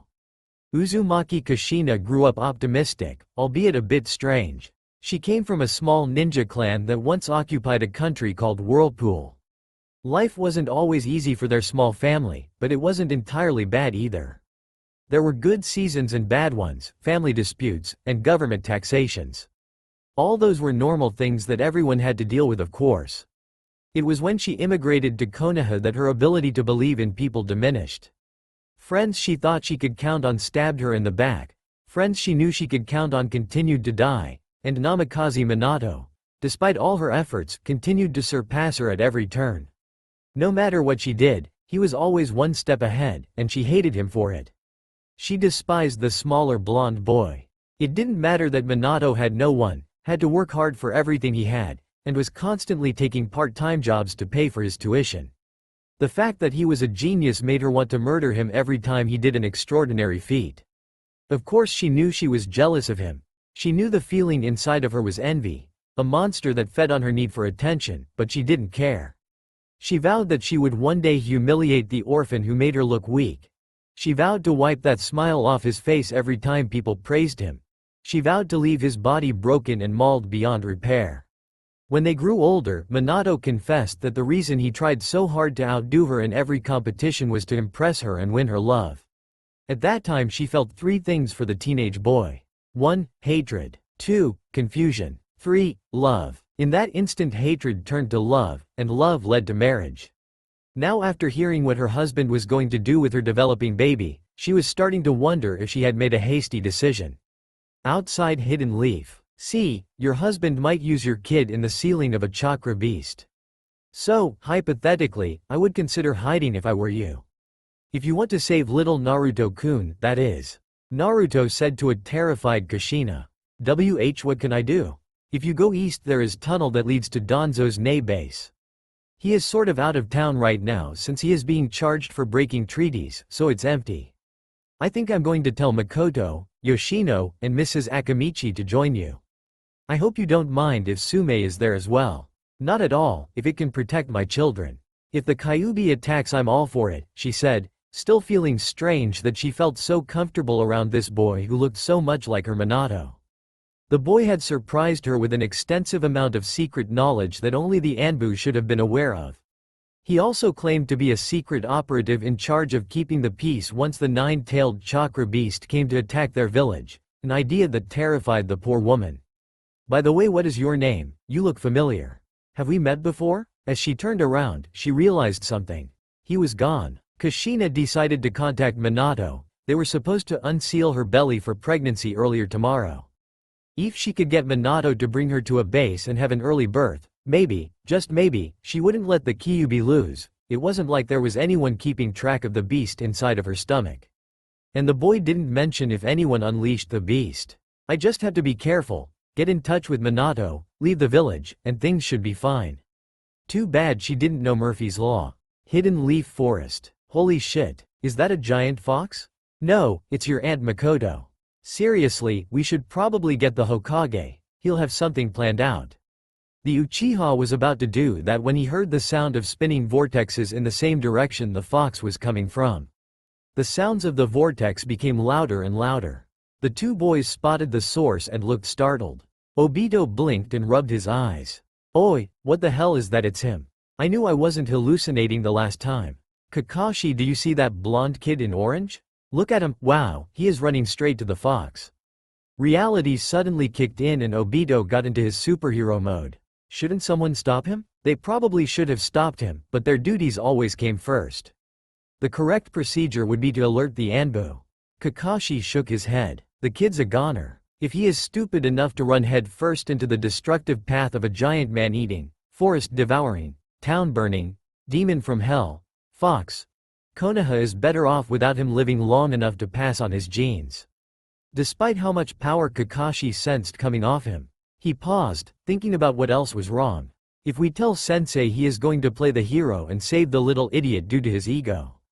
Teach thinks he can save everyone by himself. I admit he's strong and all, but against a Biju, I wouldn't hedge my bets just yet. Sometimes I wonder if he is really a good guy or just an arrogant jackass pretending to be one. If we work together, you, me, and the village, that is, we could probably bring the fox down. The Uchiha then thought about his teacher's hero complex and sighed.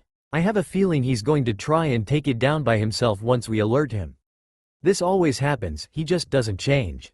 Quite, Kakashi replied. Suddenly they heard the beast roar. One of its legs was missing and it was moving away from the village. To their astonishment, the beast was chasing the boy away from the village.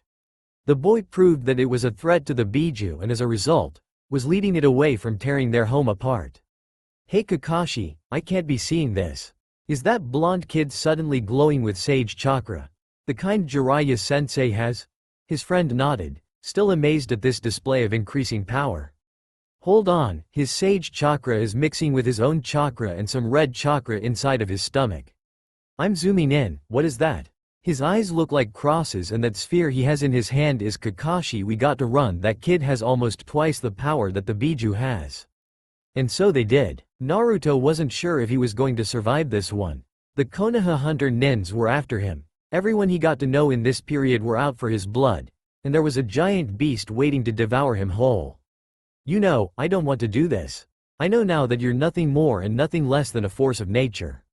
I hope there are no hard feelings, but I have to do what I have to do. Naruto's body charged with the power of nature, it mixed in with both the red Kyuubi chakra and the chakra in his own body.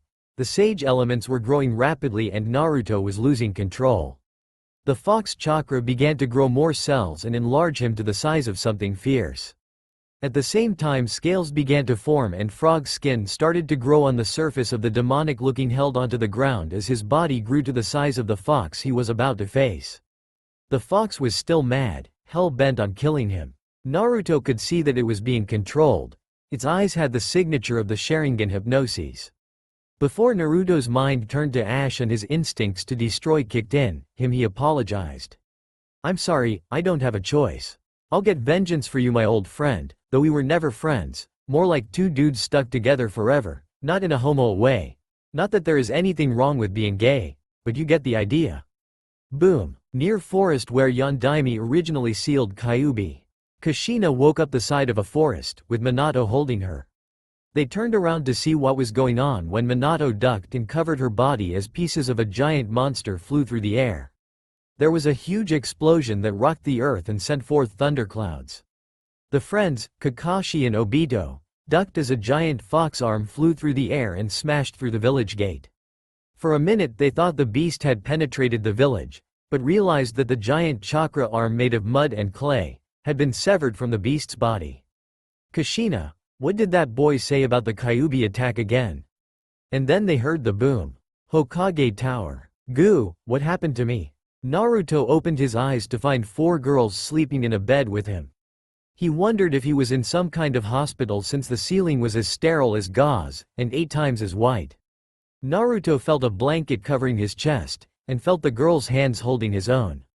He tried to move his arms but there was a dark-haired girl sleeping on one, and a purple-haired girl on the tried to move his head but there was a raven-haired young lady sleeping on his chest that held him firmly there, followed by her best friend, Anko.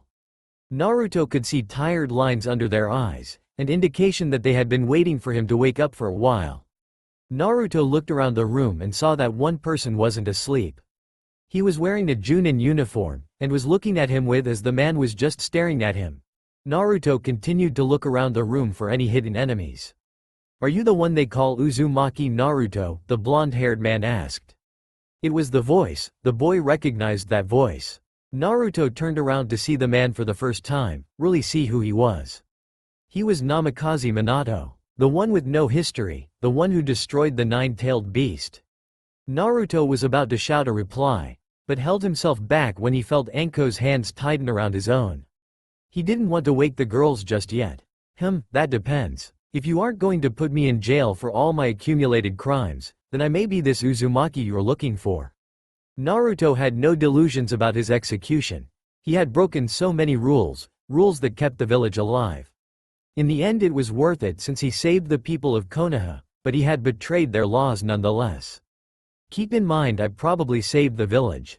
I went through a lot of options and figured that the best option would be to start killing things. Minato frowned, and allowed Naruto to continue. Can that at least count for something before I have to worry about the Uchiha jail cells, again? The tall blonde shook his head. Don't worry, I do not plan to send you anywhere. Minato sighed, and rubbed his temples.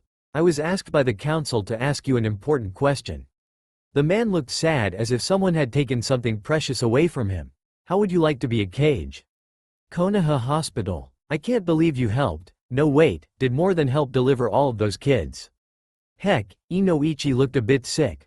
Why would you even want to? Asked Ino's father.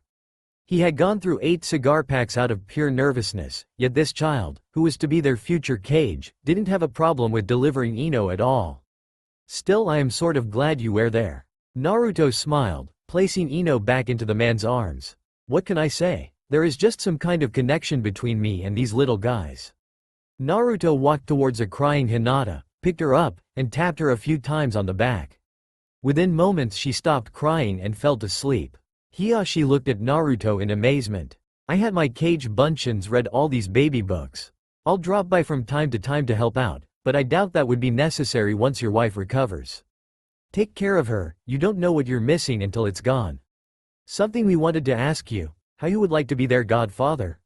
Sume walking into the room, trying to laugh at the confused faces of the Anbu guards stationed in the room. Despite giving birth moments ago, there was a healthy glow about her that made her look divine. The other brats may not need it, but considering my husband ran out on me, I think could use a man around the house from time to time, if you get what I mean. She winked at him, and Naruto had the grace to turn away. When his face was his normal tanned color he thought about what the matron said and nodded. I would love that, sensei. From one of the cribs a feral-looking boy started crying.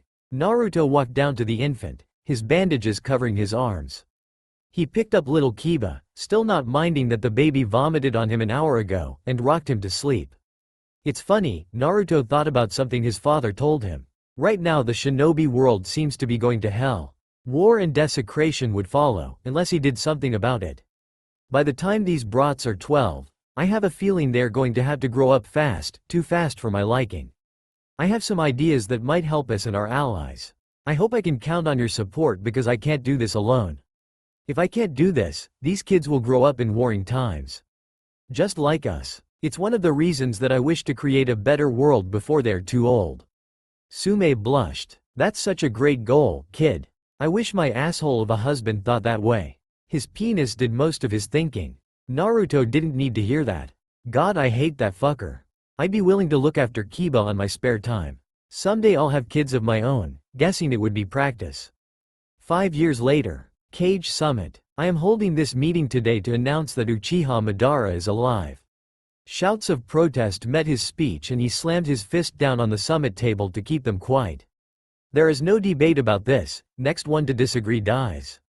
Okay, now that we have that settled, anyone have any ideas of how to destroy him?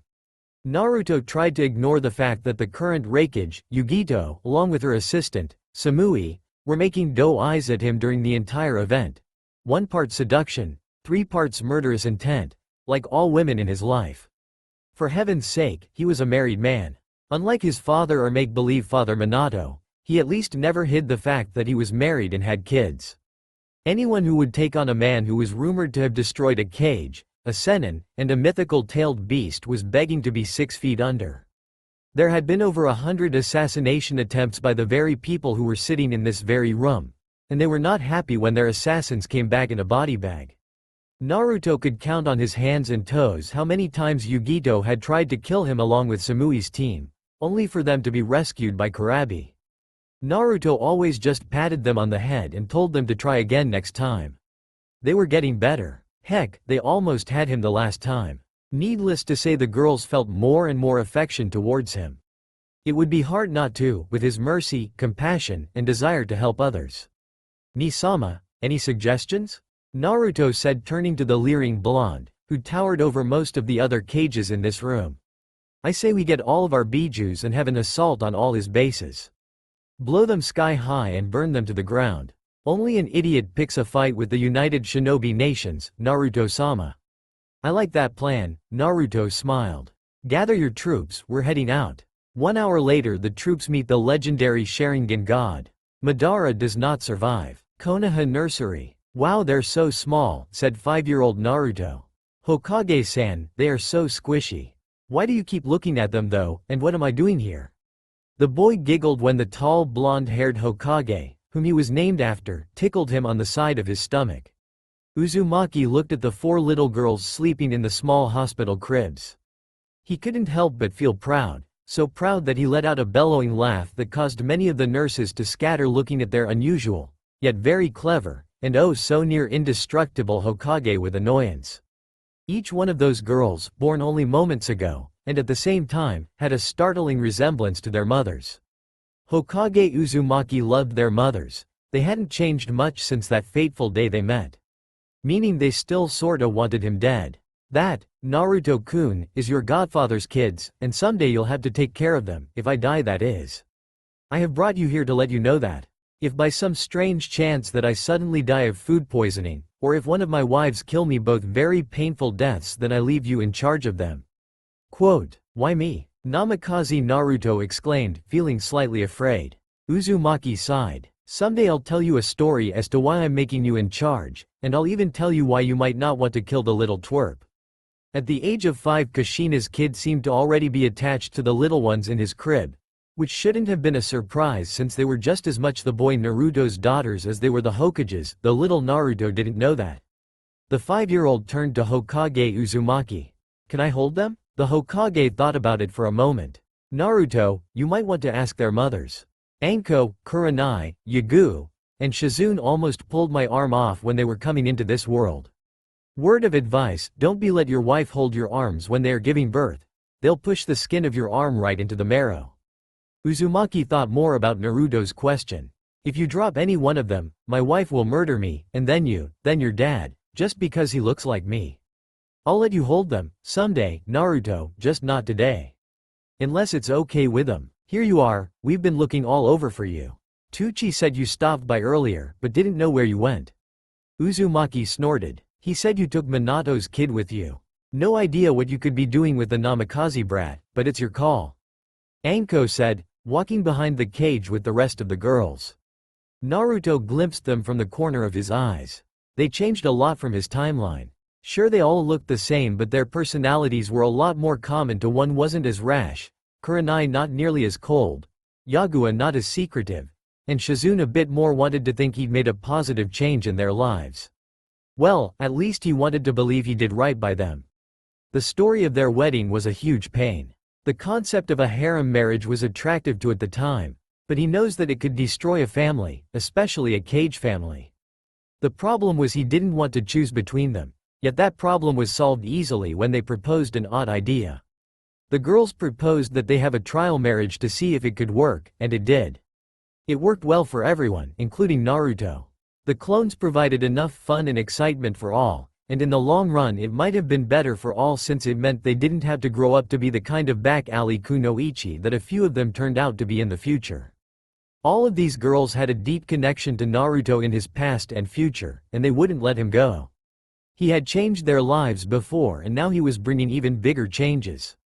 The girls were still in their maternity clothes, walking carefully into the room. The woman of Naruto's harem, if it could be called that, did not want to wake up their children. They pressed their faces into the glass mirror of the nursery.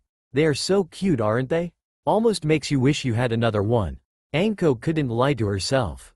The process of creating children was exciting to her, especially with a husband of unlimited stamina. She was just glad to be able to take a rest, recovering her energy for another round while one of the other girls filled in during her break. It was a team effort to keep Naruto satisfied, though she'd admit that more than once it was more exciting watching her big sister Kurenai do the dirty. Not that you could call her a lesbian. Not you or they. No, they really couldn't. Uzumaki looked at the rest of the girls whose eyes lit up at that idea of another child. The blonde-haired Kage shook his head and went into the room. He would hold his children, entered the nursery and one by one picked them up gently.